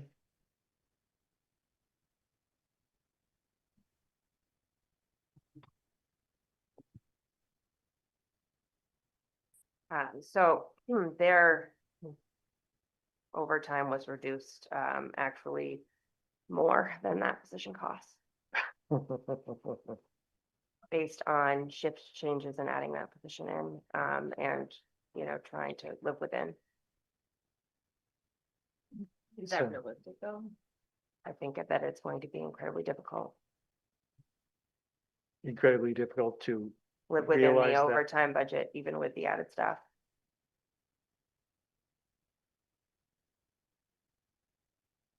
But Okay. I'm not sure there's a good swap there. Mhm. So we're gonna have overtime expenses with that position's there or not. It's a question of kind of basic question that I should answer to, but if July 1st budget starts, but like for whatever reason, we aren't able to hire somebody until November for one of these kinds of new positions, what happens to the money that's been budgeted for that position that isn't utilized between July 1? And does it go into reserves, or where does it go? Yeah, so vacancy savings falls to the bottom line, so that would cover other overages. Right. Or it would help build up fund balance if there was extra left over at the end. Okay. Yeah, so it just would be absorbed into something Into else the bottom line. or the bottom line, yep. Thank you. But it doesn't go anywhere until the end of the fiscal year, and that's when we decide how much to transfer into. Yeah, how much reserve. to allocate, for different purposes. Thank you. So. You're muted, so. I'm just wondering, Sarah, what is the difference between doing that and putting that into a restricted fund that would then, be dedicated in the following, with the next time an employee was hired the next year? Like we've had, open DPW positions for a couple of years. The money drops to the reserve, it's like up for grabs all of a sudden, whereas if it was restricted, it would go for a specific use. Are there pros and cons in that?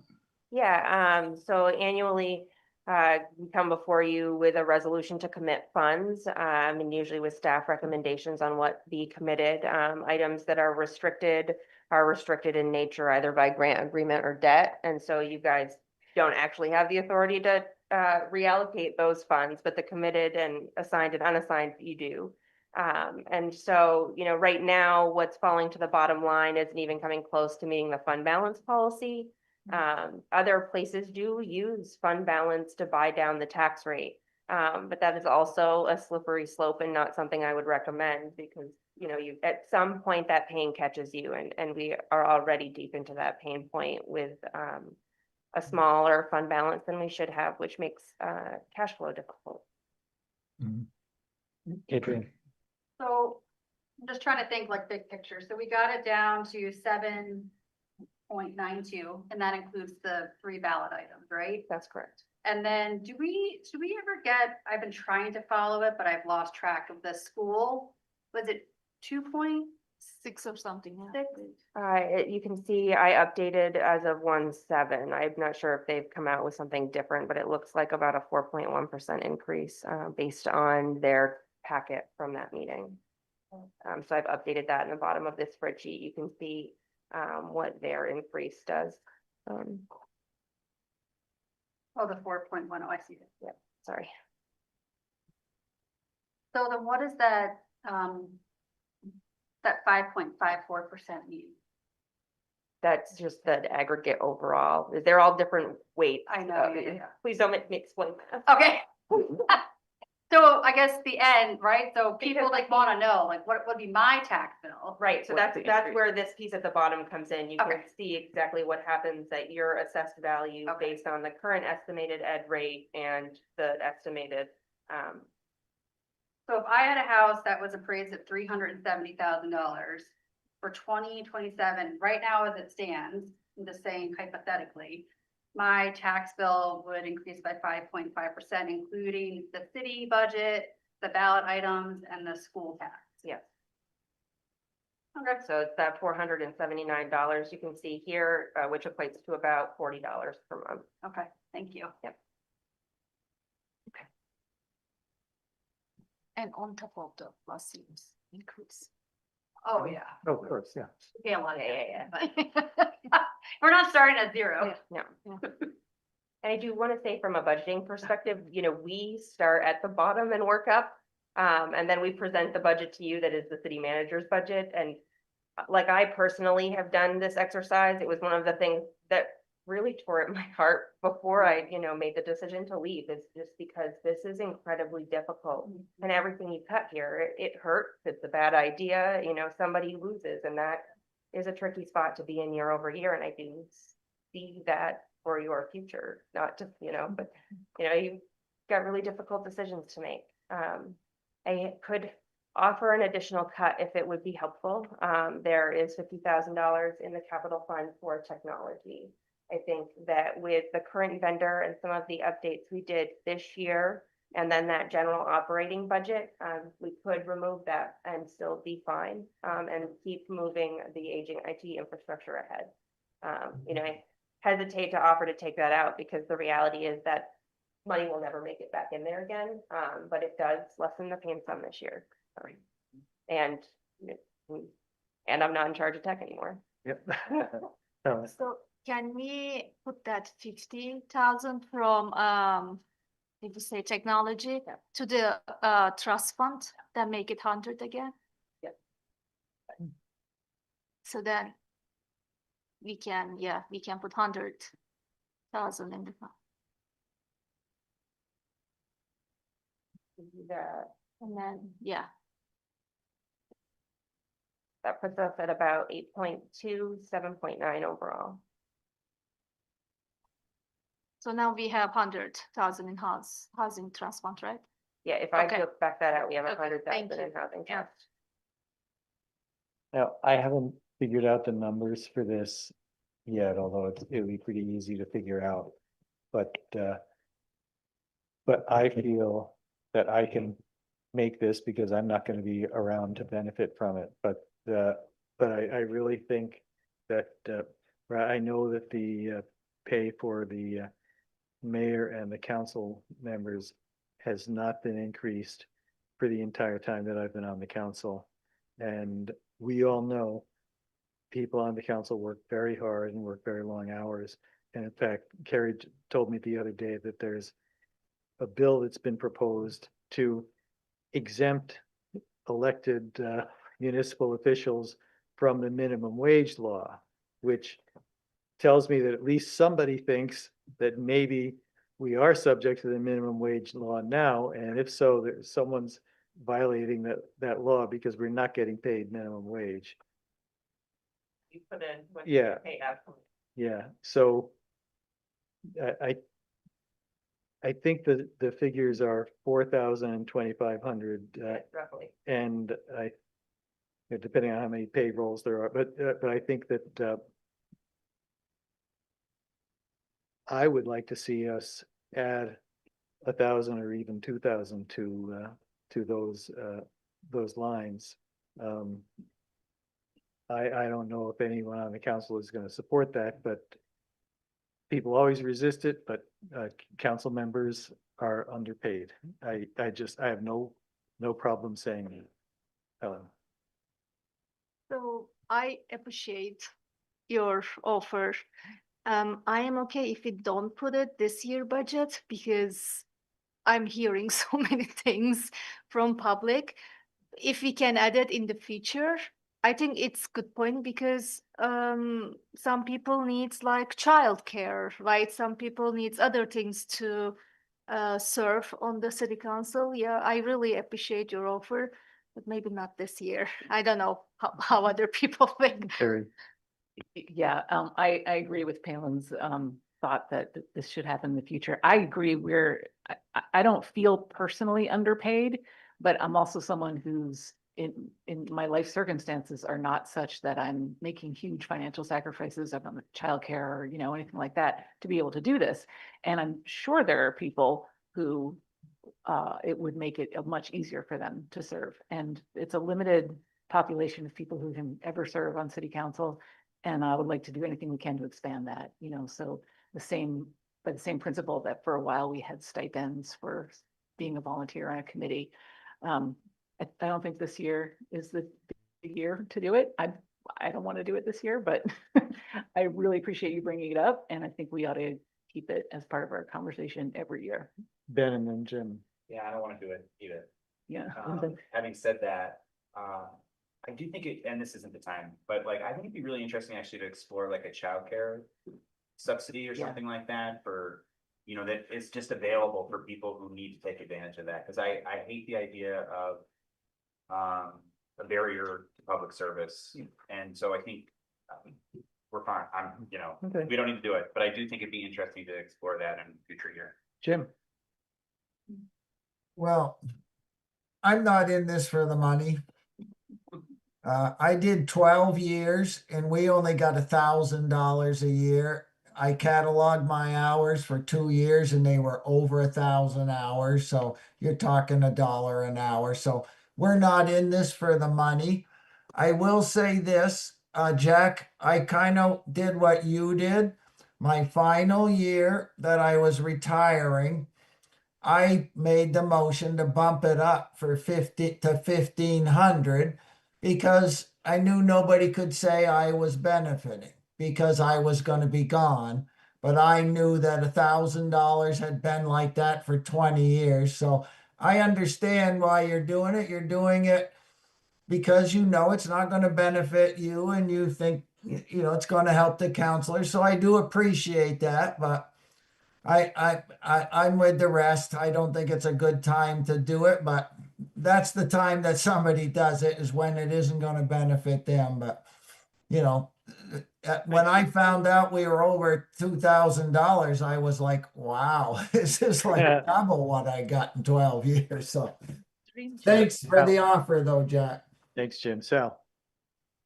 Yeah, I'm not in favor of it at the moment, but I'm not sure if this was what Ben was getting at, but I think it makes a difference to someone who has actual expenses attached to attending meetings, and subcommittee meetings and all the things that really sort of required of the office. And you know, childcare is one of those. I don't have that issue. I have a lot of grandchild care, but they're sleeping now, thank goodness. So, I mean, if we're going to, I mean, the current stipend is symbolic, really, except for people who really need it because they have an expense associated with these meetings, and we probably ought to consider some sort of fund that recognizes because those costs are increasing. Thanks, Sal. Yeah, I'm not going to push it any further. I know the only expense I have is the slice I pick up on the way to the meetings, but I would be eating dinner at home anyway.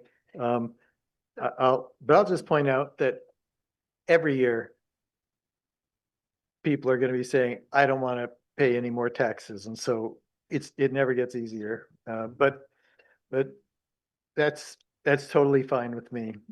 Right now, just to assess where we are, I don't know if anyone has any other suggestions, but right now Sarah has the figures on the board of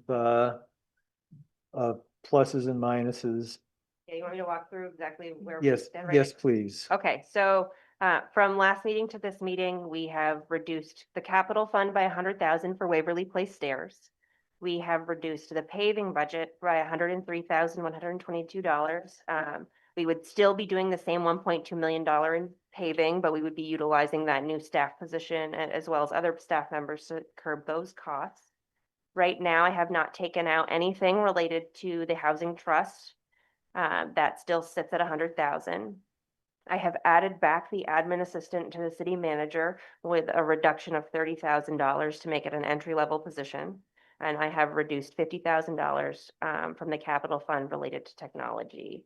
That gives the general fund overall increase of 8.19% and an estimated tax rate, all in municipal and ballot items of 7.92%.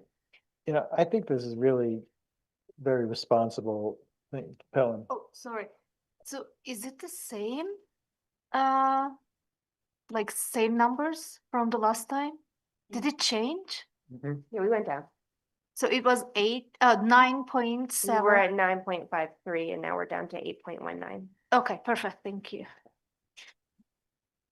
Well, as I was trying to say, I think this is a really responsible. There are things that I would be very concerned about cutting any of those positions, especially the admin position, because we've got a new city manager coming in. She's going to need all the support she can possibly get. And I think it's important to get her into a place where she can do the job effectively. And I've spent over the last several years, I've spent a lot of time with city managers and acting city managers, and it's a hard job. It's a lot of work. And I know that since we cut those positions in the last budget, it has really hurt our ability to produce what members of the public are expecting. And so what I would like to suggest is that somebody on the council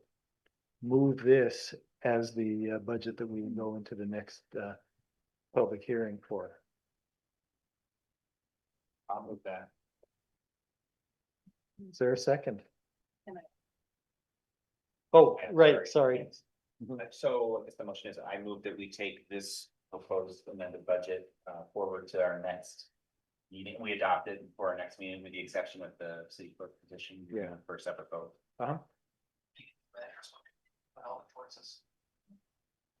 Yes, it is confusing. Is there a second? I'll second.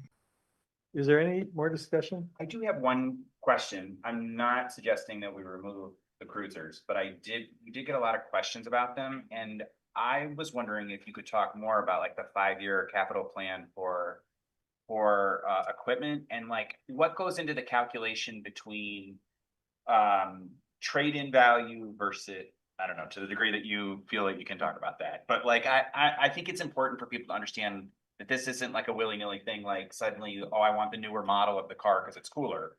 It's actually about saving our city money. Correct.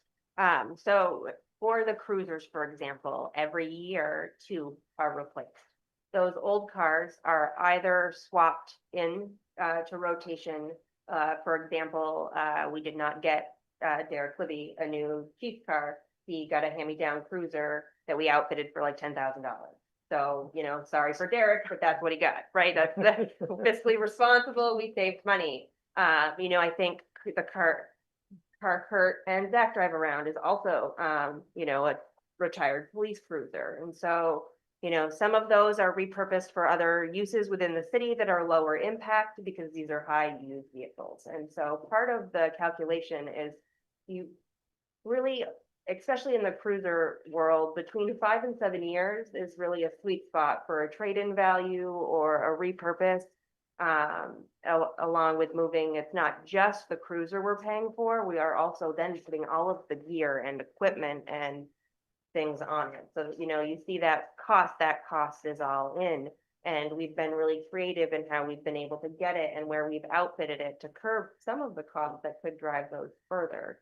But it's long-winded to say, you know, we have an equipment replacement plan that works to maximize trade value along with repair costs, because at some point in a 5 to 7 year life of a police cruiser with its wear and tear, you're going to start sinking more money into that than that's worth, and you really want to weigh those odds. And so what we do is that with all city equipment, all city vehicles, we've got a replacement schedule that maximizes the value that we have pulled from that vehicle. It's not a specific science, but we've all been doing this long enough, and people, different experts in the field, and this was part of my job before too, is capital planning is incredibly important. And as long as you've got this plan where we can see, we know all of these things need to be replaced, and some of them are multi-year funding items. There are big trucks that we're not going to put $290,000 in 1 year, but we might put 150 in one and 160 in the next, so we're covered.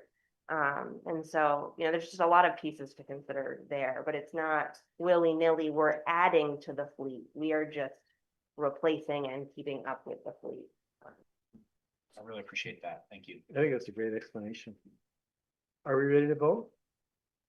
If so, all those in favor signify by saying aye. Aye. Any opposed? All right. Oh, that was the one that we took out. So you can vote. Yes. Okay. Yeah. So do we need to take another vote now just on the? You need to make a motion for the first. I move that we vote to approve the budget item for the city clerk. Is there a second? Second, Can I just mention not just the position, but the department? Thank you. Very good. Yep. Appreciate that. And then Now that's the one you're accusing yourself on. All those in favor signify by saying aye. aye. Any opposed? All right, we are moving right along. It's 8:48, so we can take our 8:30 break now and see you back here in 20 minutes or 10 minutes. yeah.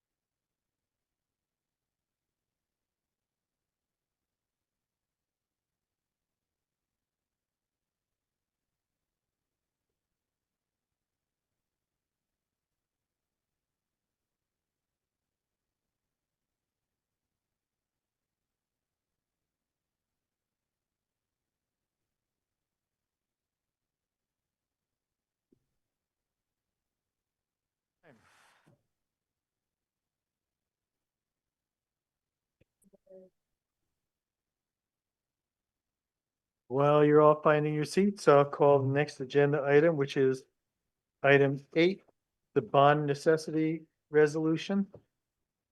I assume that's with you? Yeah. And I will open the public hearing on the bond necessity resolution.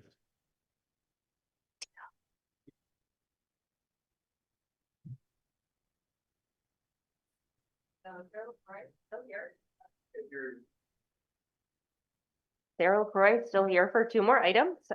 This first one is the proposed bonding that is on the warning. And so the language right now is, shall the voters authorize the city council to borrow a sum of money not to exceed 8 million for sewer pump station and water and sewer line infrastructure. I already noted all of the expenses that were included in the previous presentation, but they're up on the screen here. This is, we've talked internally, this is a need within the water and sewer funds to help follow along with our improvement plan. And so that's what this bond is about. There's also a necessity resolution in the packet, which essentially says we will only spend the bond money on these things. And that also has been vetted through legal. So here is the bond that's being asked to go on the warning, and we're looking for public comment if there is any, and then council's desire for this bond to be on the warning. Okay, the floor is open for any member of the public, either in the room or online, to comment on this topic. Steve?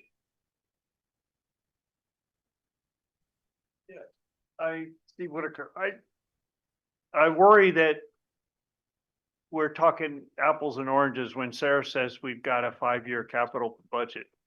When the city's growth center expansion was revoked, it's because we didn't do the capital budget and program consistent with the statute for a growth center. And that means that you would have to have every section of road, sidewalk, streetlights, that you would have to have all of that forecast for 5 years, even if you don't know where the money's going to come from yet. But in order of priority, with some budget numbers for what's going to get spent in the next 5 years. Steve, is this relevant to the Yeah, 'cause water this- and sewer? this isn't Wait, enough let money. me finish Yeah. my question. Is this proposed bond relates to the water and sewer system? And I question whether your comment is relevant to that. Yes, it is, because we're not asking for enough bond authority to bond what we need to bond if we're gonna come anywhere close to our aspirations for Country Club Road and or housing in Sabins. So we need to have completed that capital budget and program with all the water and sewer upgrades over the next 5 years in it to realize how far short this is falling. But my point is, just because you put it in the resolution doesn't mean you have to bond it, you have to spend it. But if you don't put it in the resolution, you can't bond it, you can't spend it. And near soon events will show you that we need to be planning for water and sewer infrastructure and tip expenses and master planning in a comprehensive budget and program, which is beyond the definition that Sarah is using. But it is in statute, and it is the obligation of the planning commission, and the parameters for capital budget and program are laid out in the growth center statute. Thank you. Sarah, do you have a response?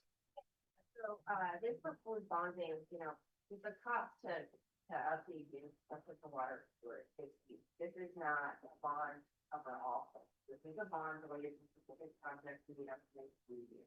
And why the necessity resolution is important is it talks about what we will spend this on: water and sewer line infrastructure and pump stations. So that covers a broad array of categories within those 2 departments. And then we don't have to draw on the full bond, but this 8 million is a responsible amount that would have debt payments that then fall into those budgets, and is within our current debt policy, a debt policy that will need to be reviewed later on once you have a new manager. And there is some wiggle room to increase that policy, but not a ton. And so, is fiscally prudent because it helps repair the aging infrastructure, and is within a payment that should fall in when other debt falls off and as part of the plan. This is part of the 50-year water and sewer master plans that, have had a lot of work to them. And when the time comes to build water lines up to Country Club Road and conceivably at some unknowable point, Sabins pasture, would we be potentially looking at a new, another bond for that? Yeah, and so that's tricky, right? This is a bond to repair current infrastructure, that's new infrastructure. And so, as you're working towards developing Country Club Road and CHIP or TIF, there are a lot of avenues to pay for that infrastructure, and you just aren't there yet. But it potentially could be a bond. It likely will have to be a large bond to cover those things that would then be repaid by the CHIP funding. Great, thanks. Are there any other members of the public who would like to be heard? I'm not seeing anybody, but I want to make sure people in attendance have a chance. Council members, any comments or questions or a motion to approve it?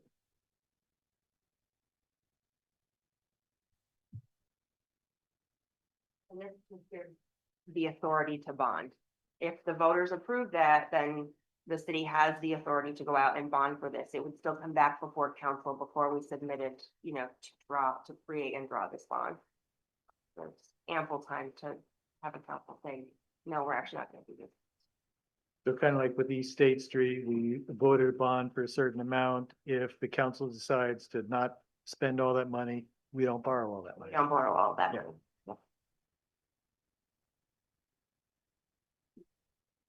Okay, Jim, I didn't see you. Thank you. Jim. I totally am behind this. I mean, I wonder if it's enough, but we'll take 8 million.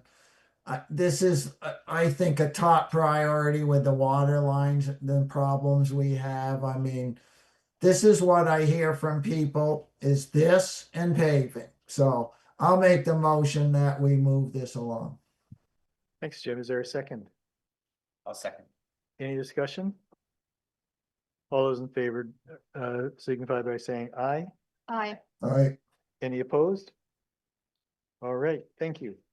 Moving up to item number 9, the first public hearing on the city warning. And I will open the public hearing. John, are you up for that? Is any, oh, you're still you, okay. All right.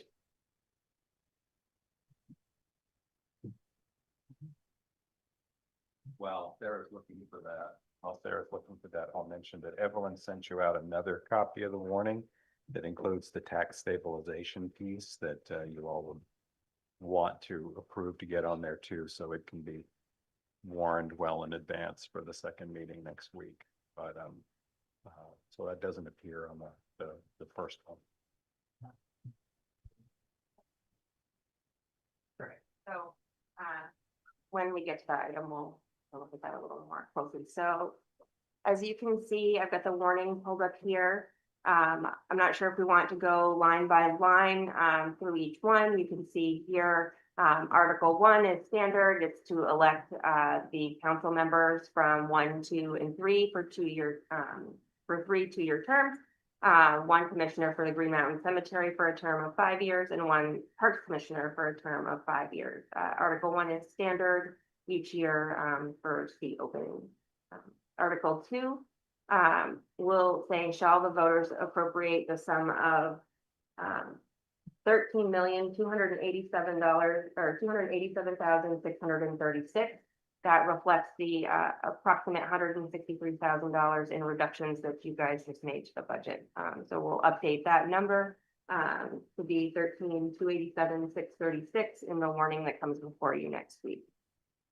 You'll see Article 3, as Jack mentioned before, relates to appropriating the sum of $4,080 for compensation for the mayor. Article 4 is the $2,040 each for the other council members' compensation. You'll see And Article 5, this is the standard Montpelier Live downtown designated district funding. It levies the 0515 per 100 of appraisal value and raises about $62,000. That is funding that's passed along directly to Montpelier Alive.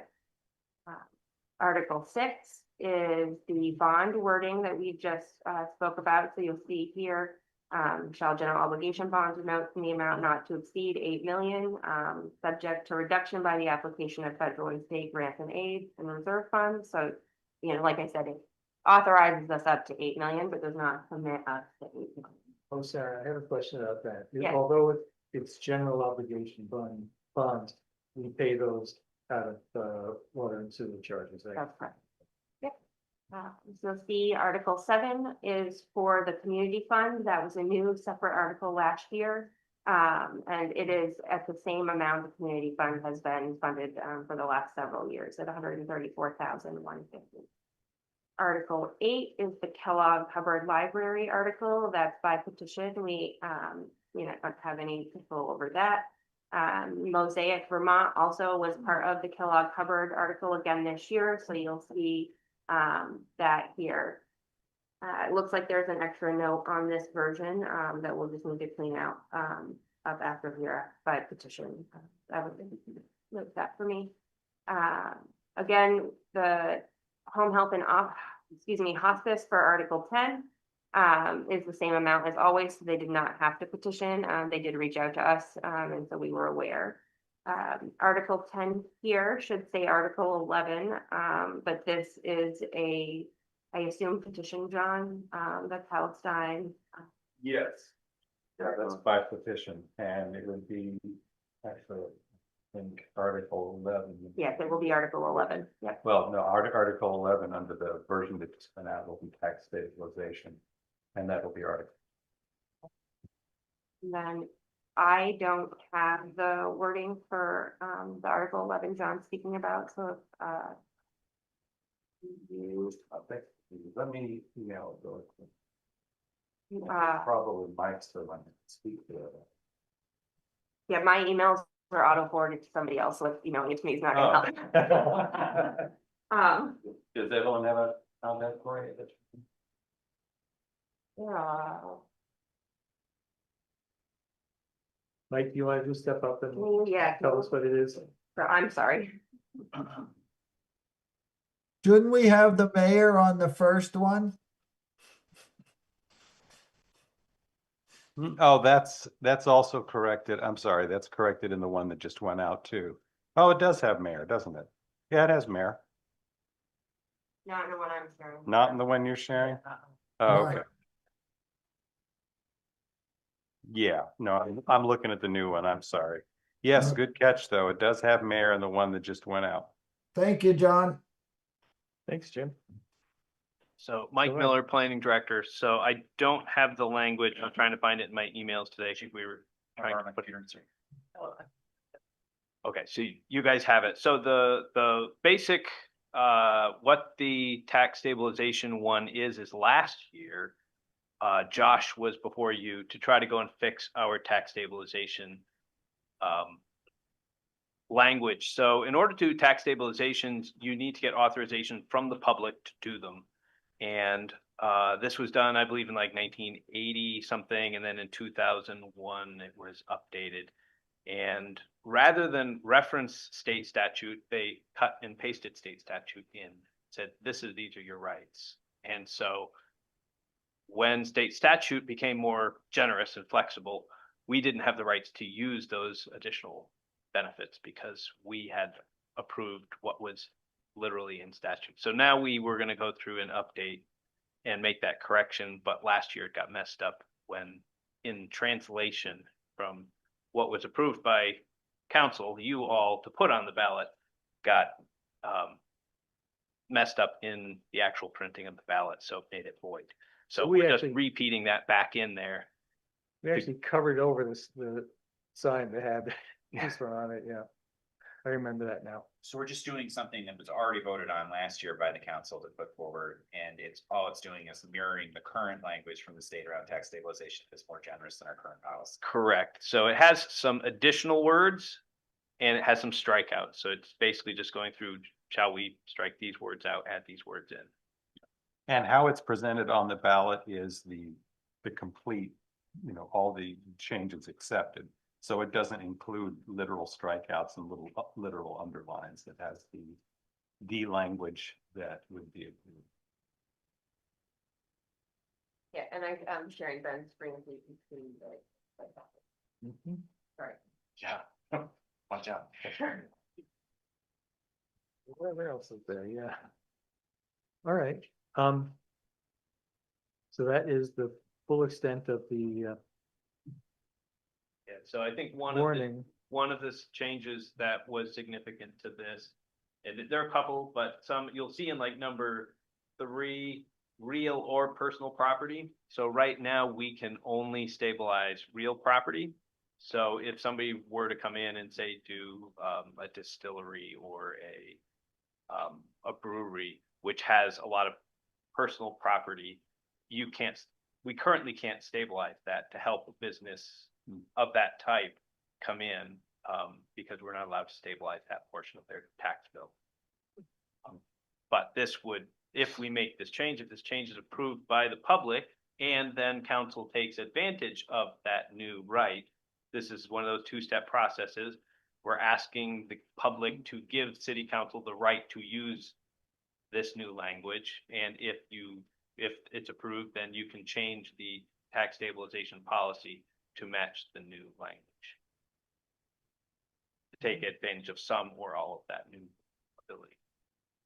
Let me see if I can pull that up in the strike throughs and tell you exactly what's changed. If I can find it. Yeah, it would have been in the email I sent. Oh, I see. It's there. Yeah. Yeah, so it looks like additions in the first paragraph were real and personal, and alternate energy generating plants. In number 2, it says such contract valuations instead of such valuations may be from 0% to 100%. Of the valuation of the real or personal property additions. So yeah, those are the. Okay. If anybody wants to see the original, because it wasn't on what just got sent out, then just let me know. But that's it. Really, it's just those 2 little things. And thanks, Mike. And then Article 12, is this the same language as last year? Yeah. Okay, and this is the thing about Palestinian solidarity, and this is an item that we don't have a choice about putting it on, so. That's correct. I have a question about that. In Burlington, the city council in Burlington does have the authority to, I don't know, veto a ballot item that they believe is not the business of the city or under the purview of the city. Yeah. We do not have that right. We do not. That's standard across the state, but our charter does not allow us to. It says we will take it. So that it's standard across the state for the council to have the authority to veto a ballot For item, the but legislative body, Montpelier- but Montpelier is governed by its charter, which gives no wiggle room. Yeah, I have to say, I'm just gonna say, I have real mixed feelings about this. I mean, I just remember standing out in front of City Hall last year and just the kind of animosity and fear that this ballot item caused in our community, the harm that I think it caused. And I'm not commenting on the validity of the political position but I just feel like it was a divisive thing for our city that I think we can do better as a city. And I recognize we don't have any power to do anything about that. I'm not sure that we should, but I just want to go on the record as saying, I don't think it's helpful either for the issue or for our community. Yeah, And I just want to thank John again, because he and I just look like different things since last year.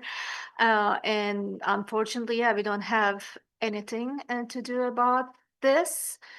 I wish two perspectives, like two groups have different perspectives, can come together and work on it instead of putting things on the ballot. And I know that there's a huge interest to work together. So maybe we will see that, and it will be great for our community. Yeah, I agree. Last year, there was while we were discussing this, there was a guy who brought in some other language that he thought was more likely to be acceptable to both sides, while pointing out, the actual suffering that people on both sides had. A lot of stuff that seemed that was a genuine effort to be inclusive, but we never heard back from him. Yeah, I am receiving emails, and I will meet with some people, and we will work what we could do. I'm happy to report back. So yeah, Great, thanks. even if it's not on the ballot, Yeah, the council can hear from people and have do a resolution. mhm. Adrian, I don't know if we'll hear from a lot of people this year, because last year I think it caused so much tension and fear in our community that people were afraid for speaking out in front of City Hall and coming to City Council, and they was a lot of violent behavior in our community, which is, I think, is very unacceptable, but it's there, like this underlying current that is here in Montpelier. So it's on the ballot again. It got voted down last year, but I don't think we're gonna have a big turnout because people that were vocal are they're afraid. Mhm. So, but it's still there. Yeah. So we're just not gonna hear from them. We're gonna be sad. So I will ask if there are any members of the public, since this is a public hearing, I'm going to ask if any members of the public would like to comment on anything in this, on this item, which is the city meeting warning. I'm not seeing anyone online raising their hands. So I will close the public hearing, and I'll entertain a motion to approve the city meeting warning with the changes that were put in. Which primarily are the addition of the mayor to Article 1, the updated taxes to be raised to Article 2, and the addition of Article 11 related to the tax stabilization. So moved. Is there a second? Second, Any discussion? All those in favor signify by saying aye. Aye. Right. Any opposed? Okay, it gets us to item 10, appeal fees. May I just, so this next meeting will be my last meeting with all of you. If you have budget related questions, if you could get them to Chris, as soon as you can. My hope is to come in maybe tomorrow and get this presentation updated and the budget updated, so it's available for all of you for the weekend for review. And then, next Wednesday, you'll have to adopt this and finalize it. And so, I think this has been a really great budget season from the standpoint of we all came together. I think, staff worked really hard. The city is one whole. We are all part of the same team going for the same goals. And I think, this is, while a higher tax rate increase than, we have had in the last few years, I think that it is a really good fiscally responsible budget that keeps providing the services that the community expects. And I just am grateful that this is the last budget season I will be a part of, and how that came out. I want to say it came out wrong. It didn't come out wrong. I am grateful in a lot of respects that this is the last budget season I will be a part of for the city. But the collaboration and working together has been a nice change to move forward with. Thank you, Paul. Thanks, Sarah. You've been so great. All right, appeal fees. Mike.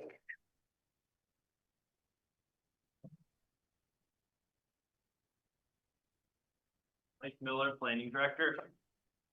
So At the October 22nd meeting, we had, the planning department had presented some a proposal to increase the amount for administrative appeals.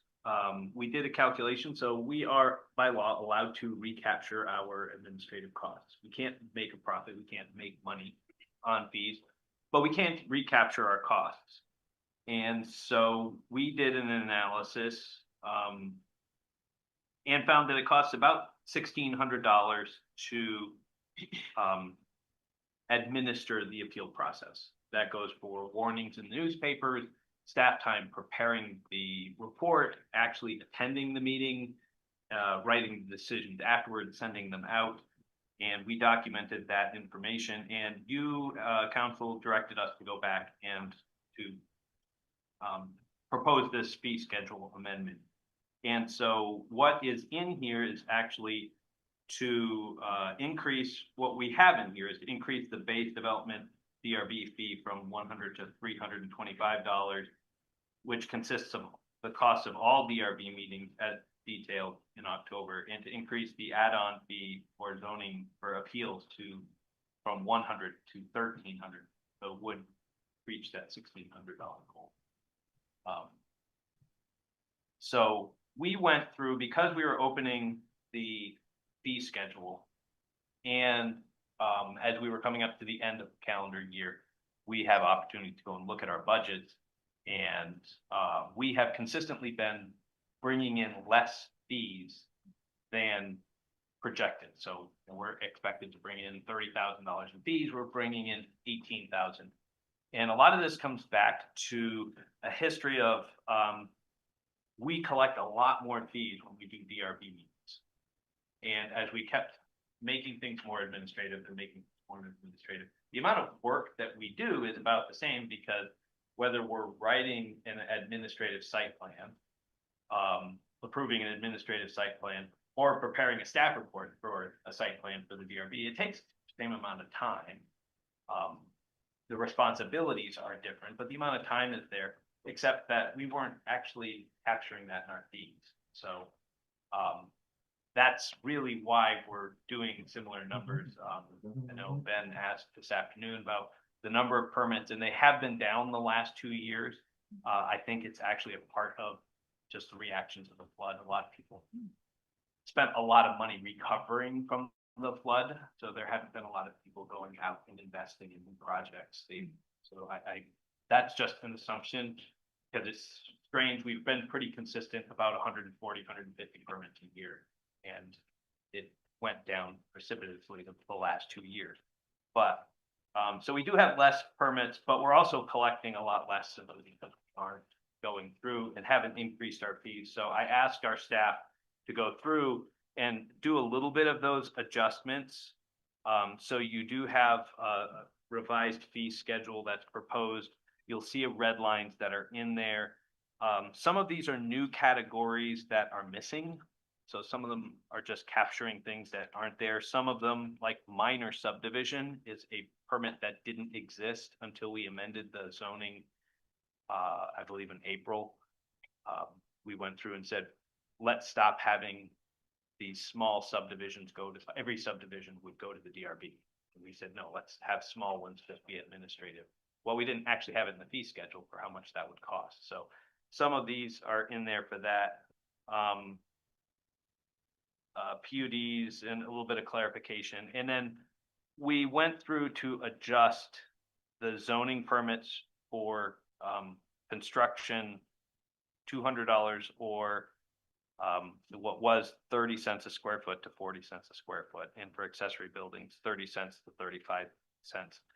And that was just to try to capture some additional, increase our fees to be a little bit more consistent, but we didn't want to affect the residents in town who are just trying to do a small thing. You want to put in a shed, you want to put in a pool, you want to put some, those are all those ones that have like a fixed $50 fee. So you're usually at a very, a lot of these, we're not trying to hit those. We're trying to get some of the bigger projects that come in. And if we get some larger residential projects coming in the future at Country Club Road or Isabel Circle, that we would be able to collect a little bit more fees. But by and large, we're not collecting, like I said, we're collecting about $18,000 to $20,000.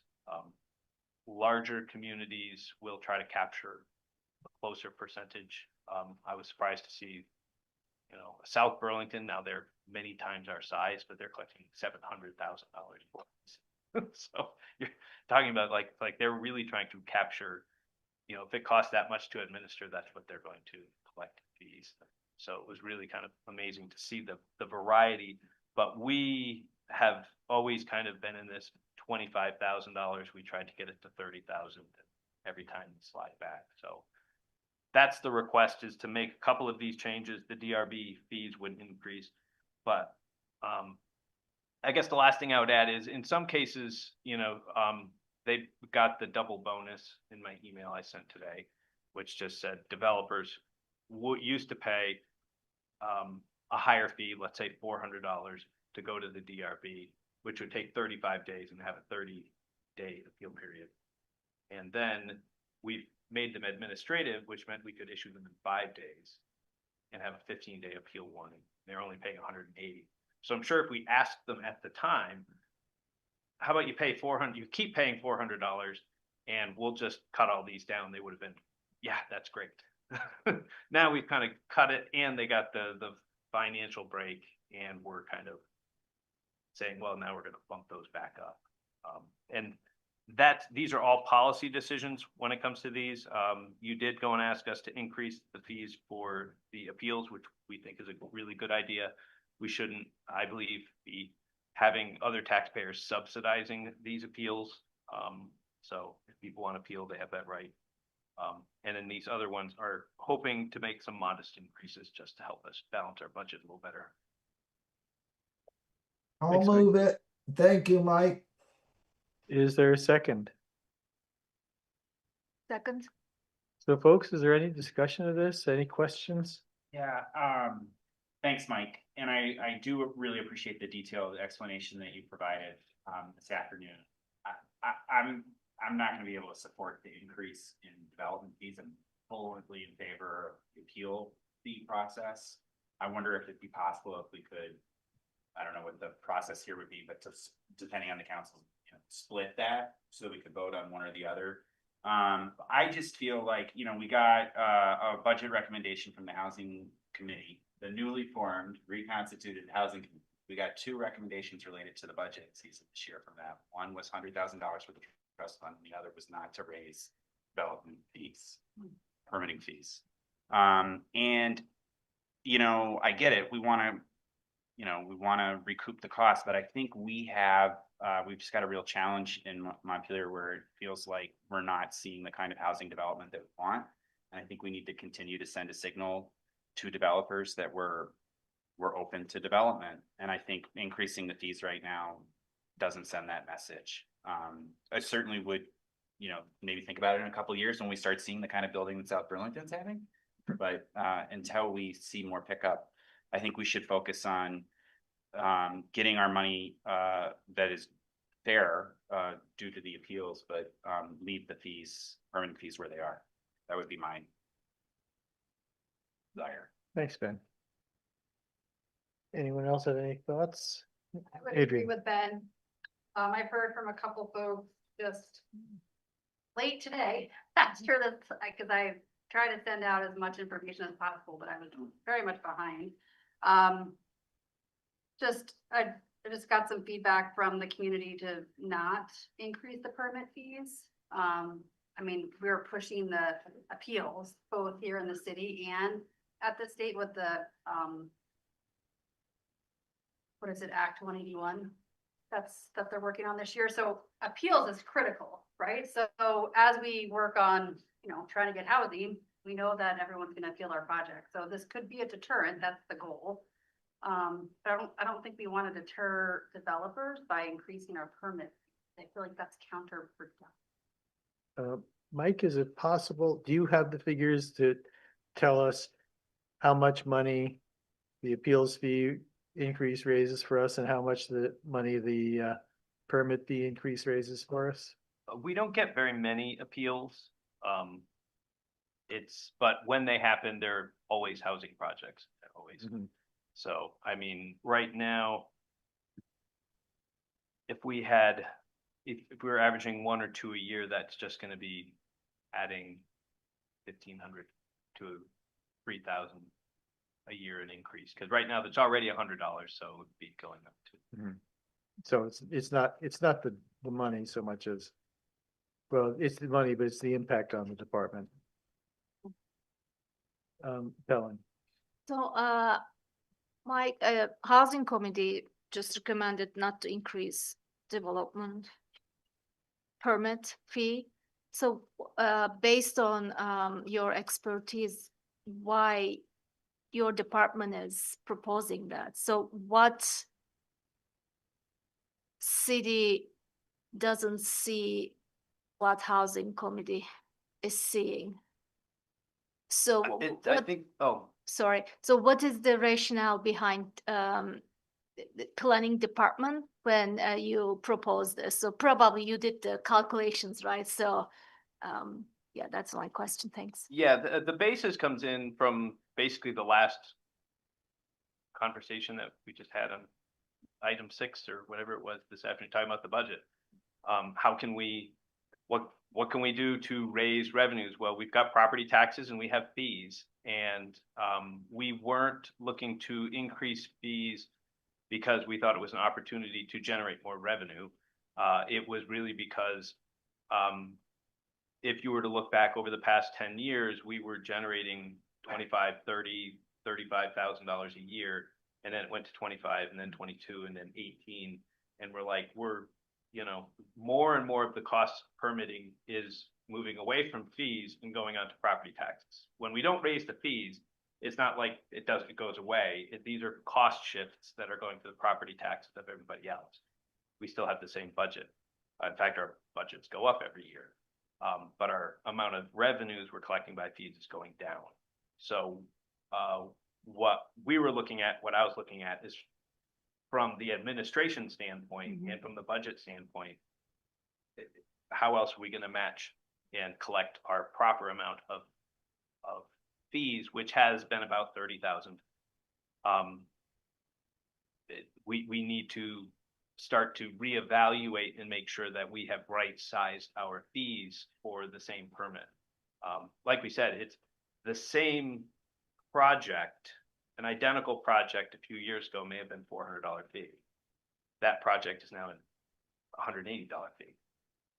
You know, the fees have gone down in the past couple of years. And what we're saying is we're doing the same amount of work, the staff is, and really we should have, when we adjusted the process, we should have adjusted the fees at the same time to rebalance it. We didn't. Again, this is a policy decision for you.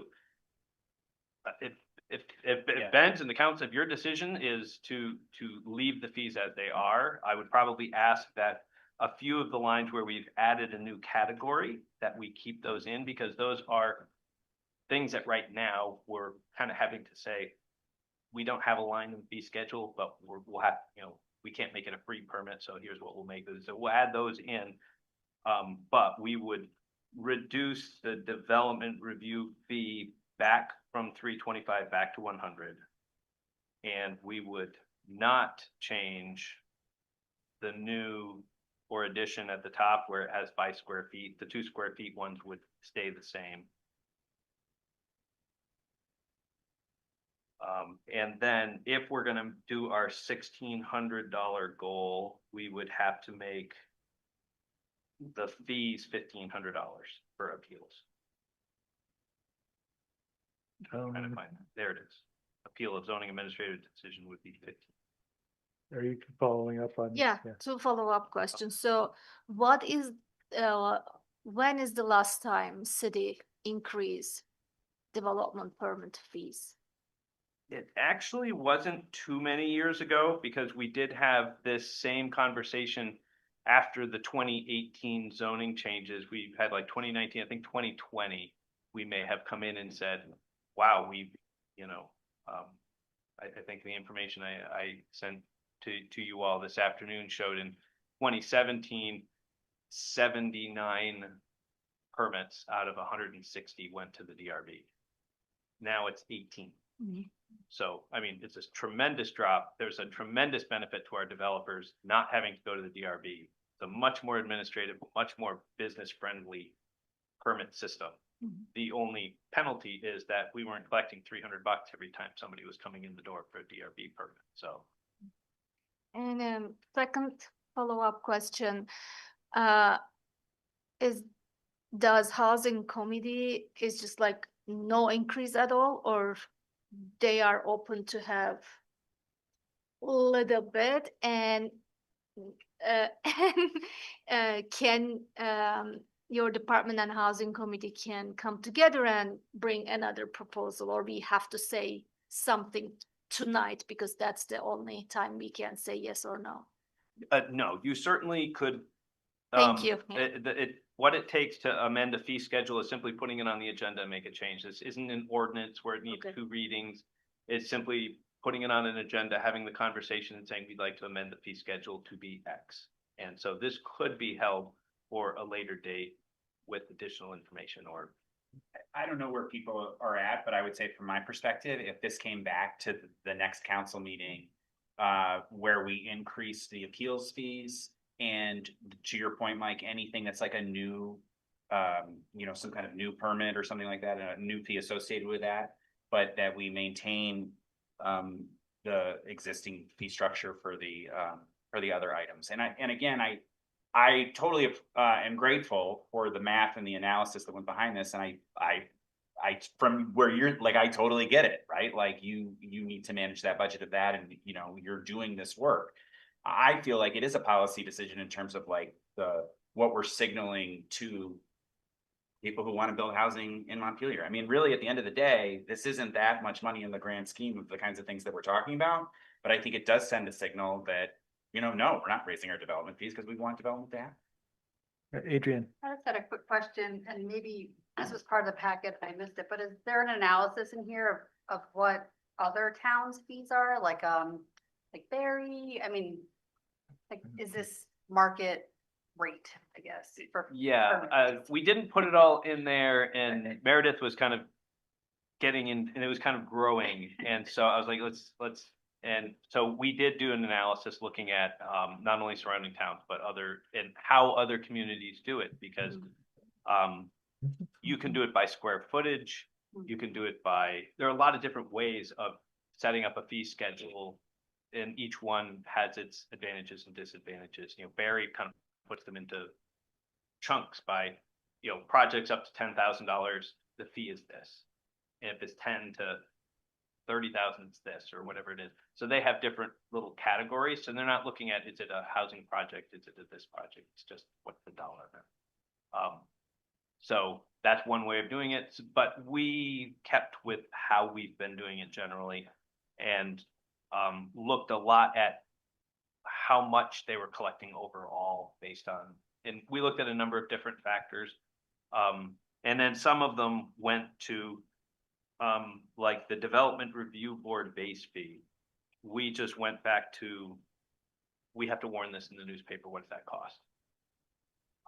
We have to pay our secretary to write the minutes. What does that cost?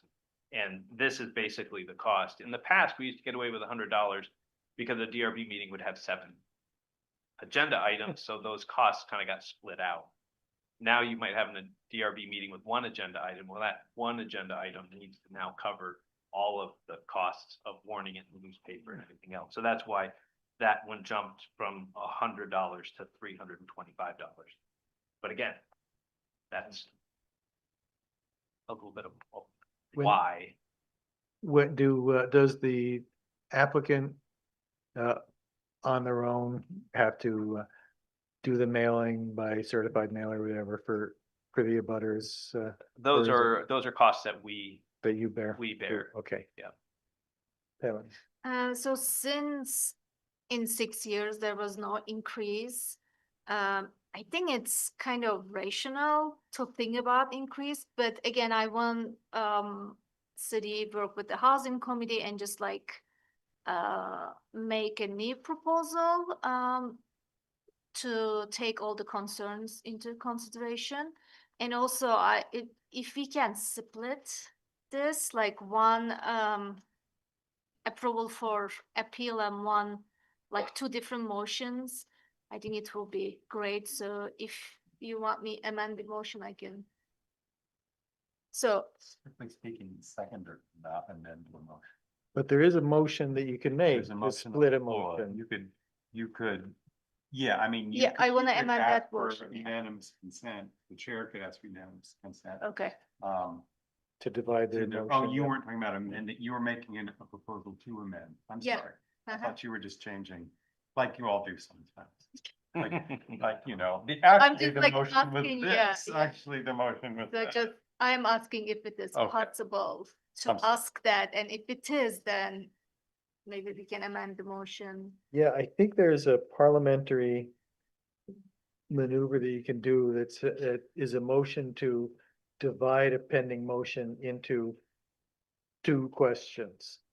Oh, that's interesting. That one I don't know. Yeah, What if we just came back next? yeah, can. I was yeah, gonna say, That's a my. people want to give me a straw poll to let Yeah. me know what people would like to see next week. Well, I you can could- come back with a revised, it'll be cleaner and easier to have the public be able to comment if we've got Yeah. a nice, clean. And also like working with the housing committee, maybe, again. That able would be to a have- future item. I mean, I can't work with the housing committee before. I'd have to get it ready for this Friday to be in the packet for next week. I can't meet with the housing committee Can on we Friday. just email them or phone call, just like, because I think they make recommendation, there should be some written recommendations that we can use. Well, let me Because- jump in Yeah, and I'm just just, ask, yeah, sorry. let me just ask one thing. We have a motion and a second on the table. And so I think we should do something with that, whether it is to lay it on the table until a subsequent meeting or we could vote on it and either vote it up or down. Like, there's a number of things that we could be doing, but Jack, want- I'll pull it back. I mean, it's kind of amazing to me that we're gonna slap a big increase on the residents and we're worried about a little increase on developers, which really, Ben, you honestly think it's gonna make a difference? I mean, it's a token gesture, really. Yeah. We're talking about staff time that isn't getting paid. I mean, I can't believe we're talking about, we're spending more time on this than we did a budget that we're gonna put on the people. so, Just kind of ridiculous. well, But I'll take never it know, off the June. table, Jack. Can you do that? We can do that by How unanimous. pedantic do you want me to be? As soon as you said there's a motion on the table that's been seconded, it becomes the body's, which means you can withdraw it without objection.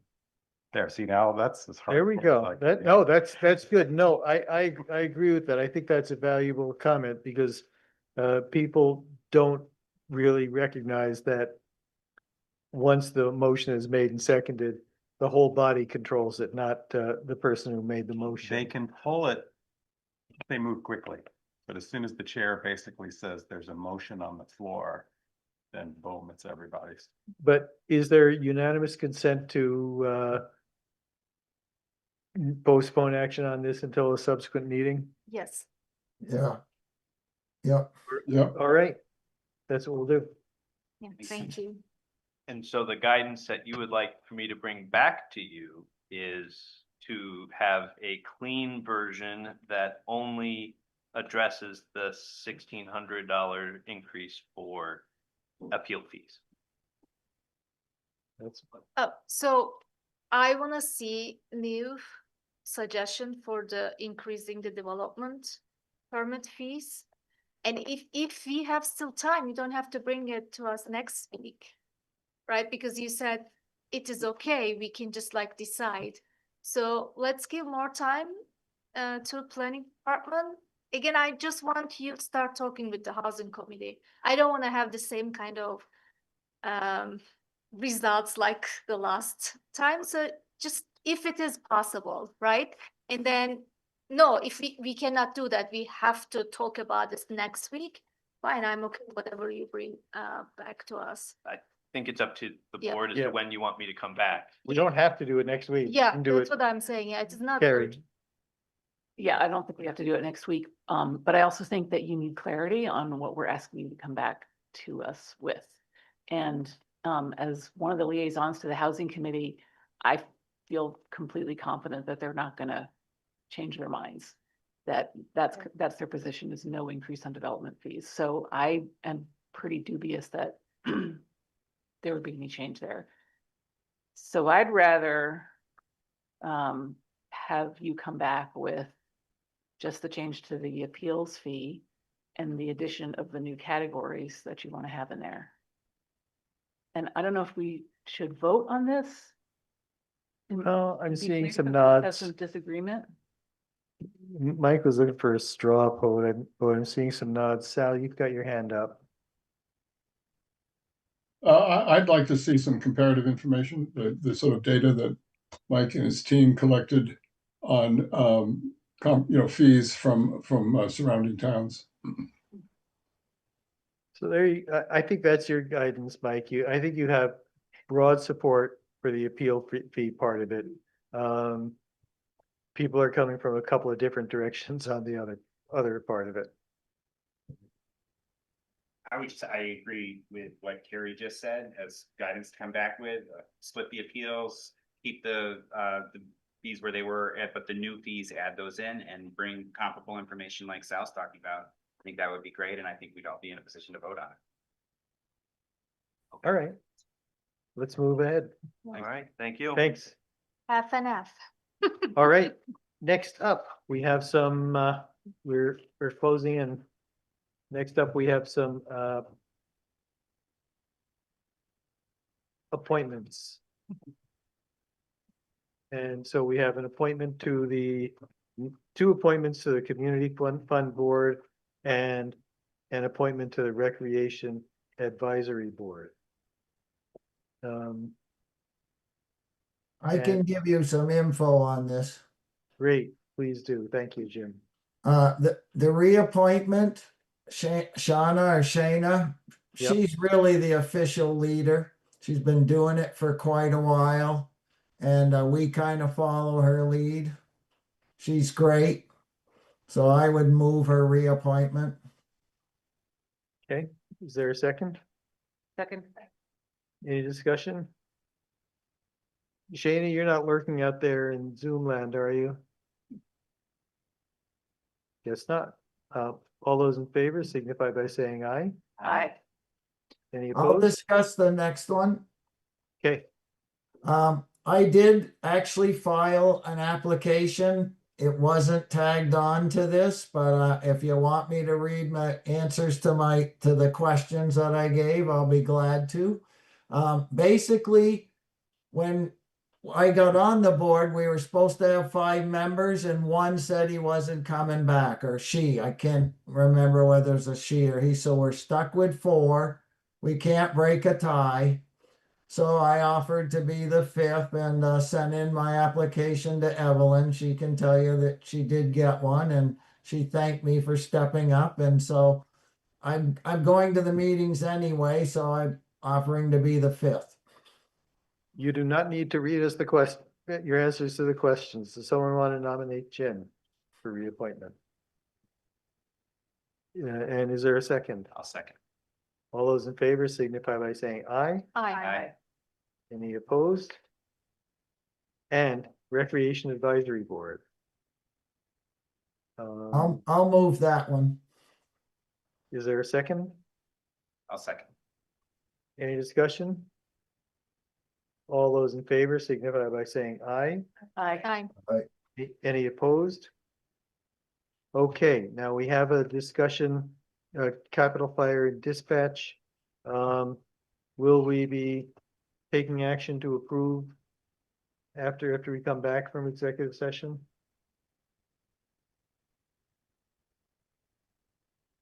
Oh, okay, so we're just discussing. Okay. Is there a motion to go into executive session?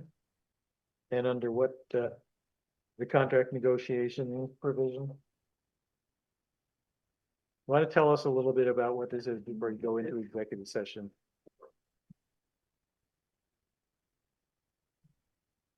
It's Eric Nordenson again from the police department. The contracts for capital fire mutual aid are up June 30th of this year. And then the capital police contract is also up June 30th this year. I'm looking for guidance on the renewal of both of those contracts. Typically, it's done with the approval of the permanent city manager, but we don't have that. So I have to get your approval to get this done. And it's Title I, 313(1)(a). It's the legal requirement. All right, is there a motion to go into executive session to discuss 313(1)(a) or 313(a)(1)? 1A. Okay, So I request the Montpelier City Council enter executive session for the purpose of discussing contracts for capital fire mutual aid and for the Capitol Police. Okay. I believe we have to make a finding first. Okay. So- yeah, I think that's right. So I will move to find that premature general public knowledge regarding the negotiation of these contracts would put the city at a substantial disadvantage. Is there a second? Second. Any discussion?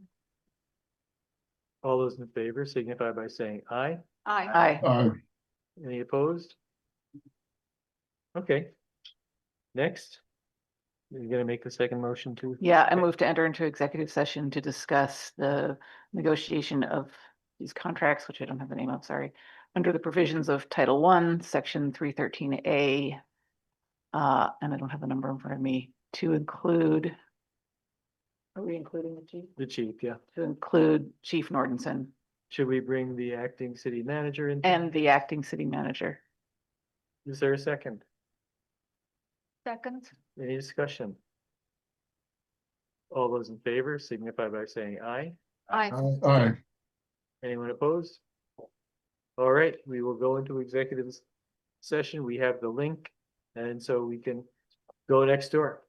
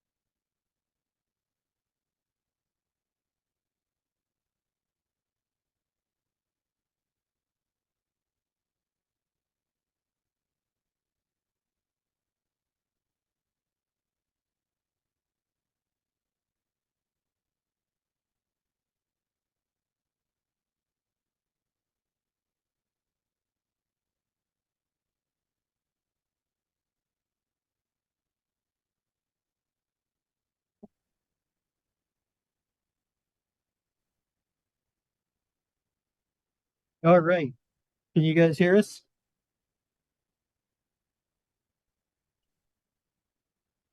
I think so. Yes, hello. Okay, you hear this? Great. Yeah, we hear. All right, chief, you're on. Nope, we need to wait. Can we cut the? Yep. Yeah, we can all hear you. Can I interrupt? Everybody in the main room. Oh, okay. Yes, everyone.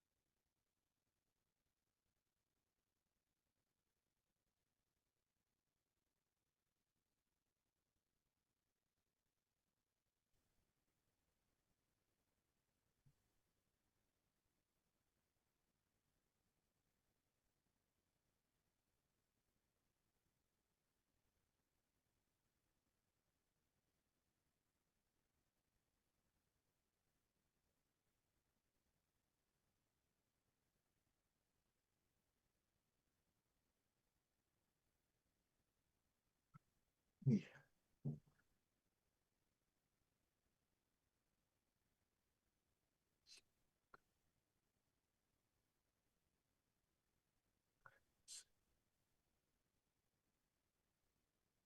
weekend.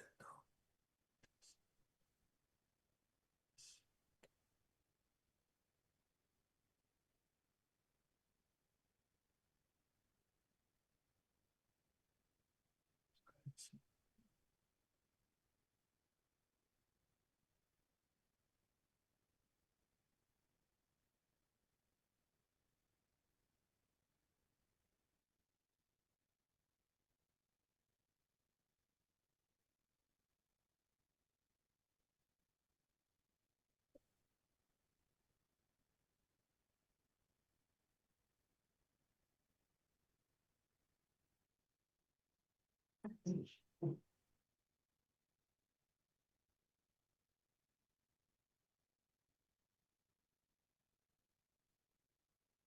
the right room this time. So the chair would entertain a motion to come out of executive session.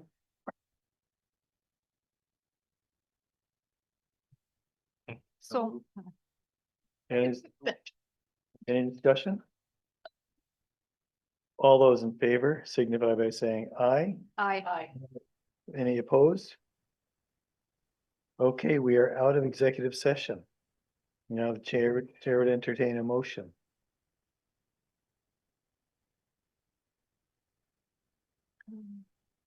Can try.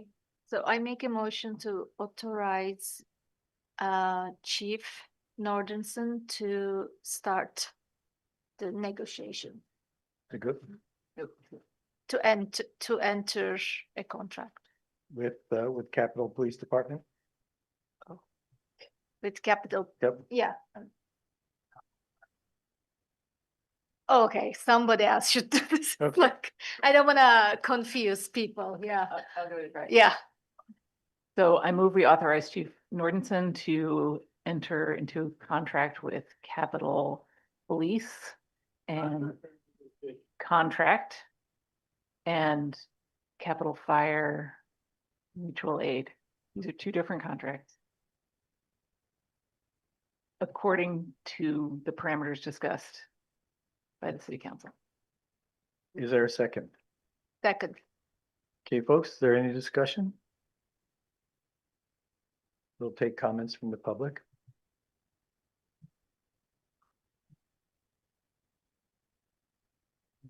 Yeah, this is Steve Whitaker, this is a perfect example of how you took comments 3 hours ago.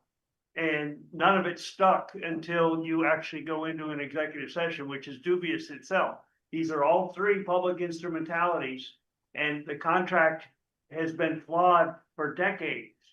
And the oversight is lacking, and people are being put at risk, and there's no control over the rates that Montpelier charges. This is a cash cow for the Montpelier Police Department, which should be released to a regional authority. And y'all are postponing that by not educating yourselves.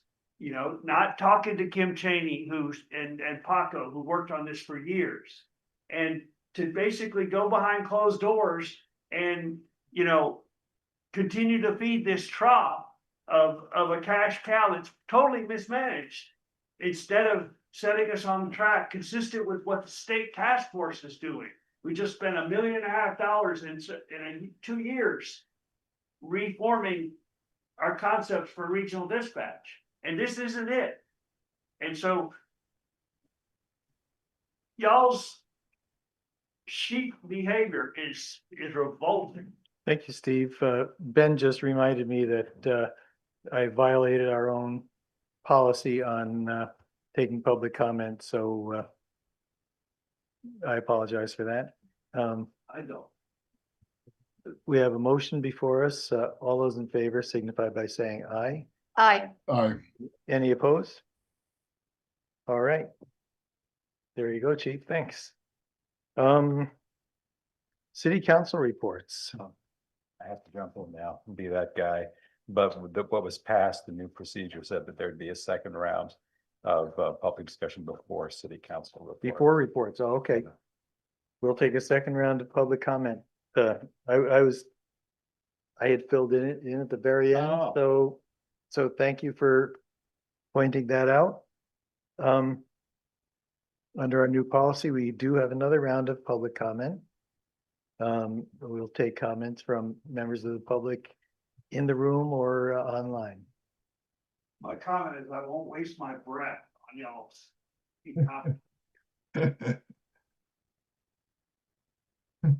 Anybody else who'd like to be heard?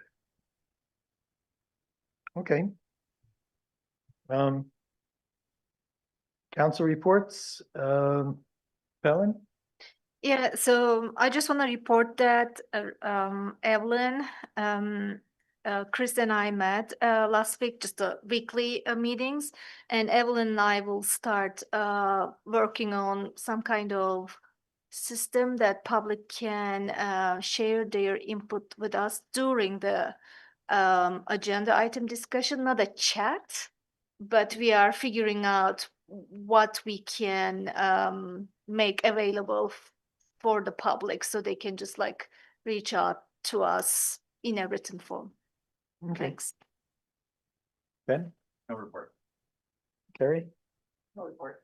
Adrian? No. Jim? I just want to say, last week, the majority of you voted to change the rules of participation in the hopes that we would have more people. We had 4 people for a public hearing on the budget.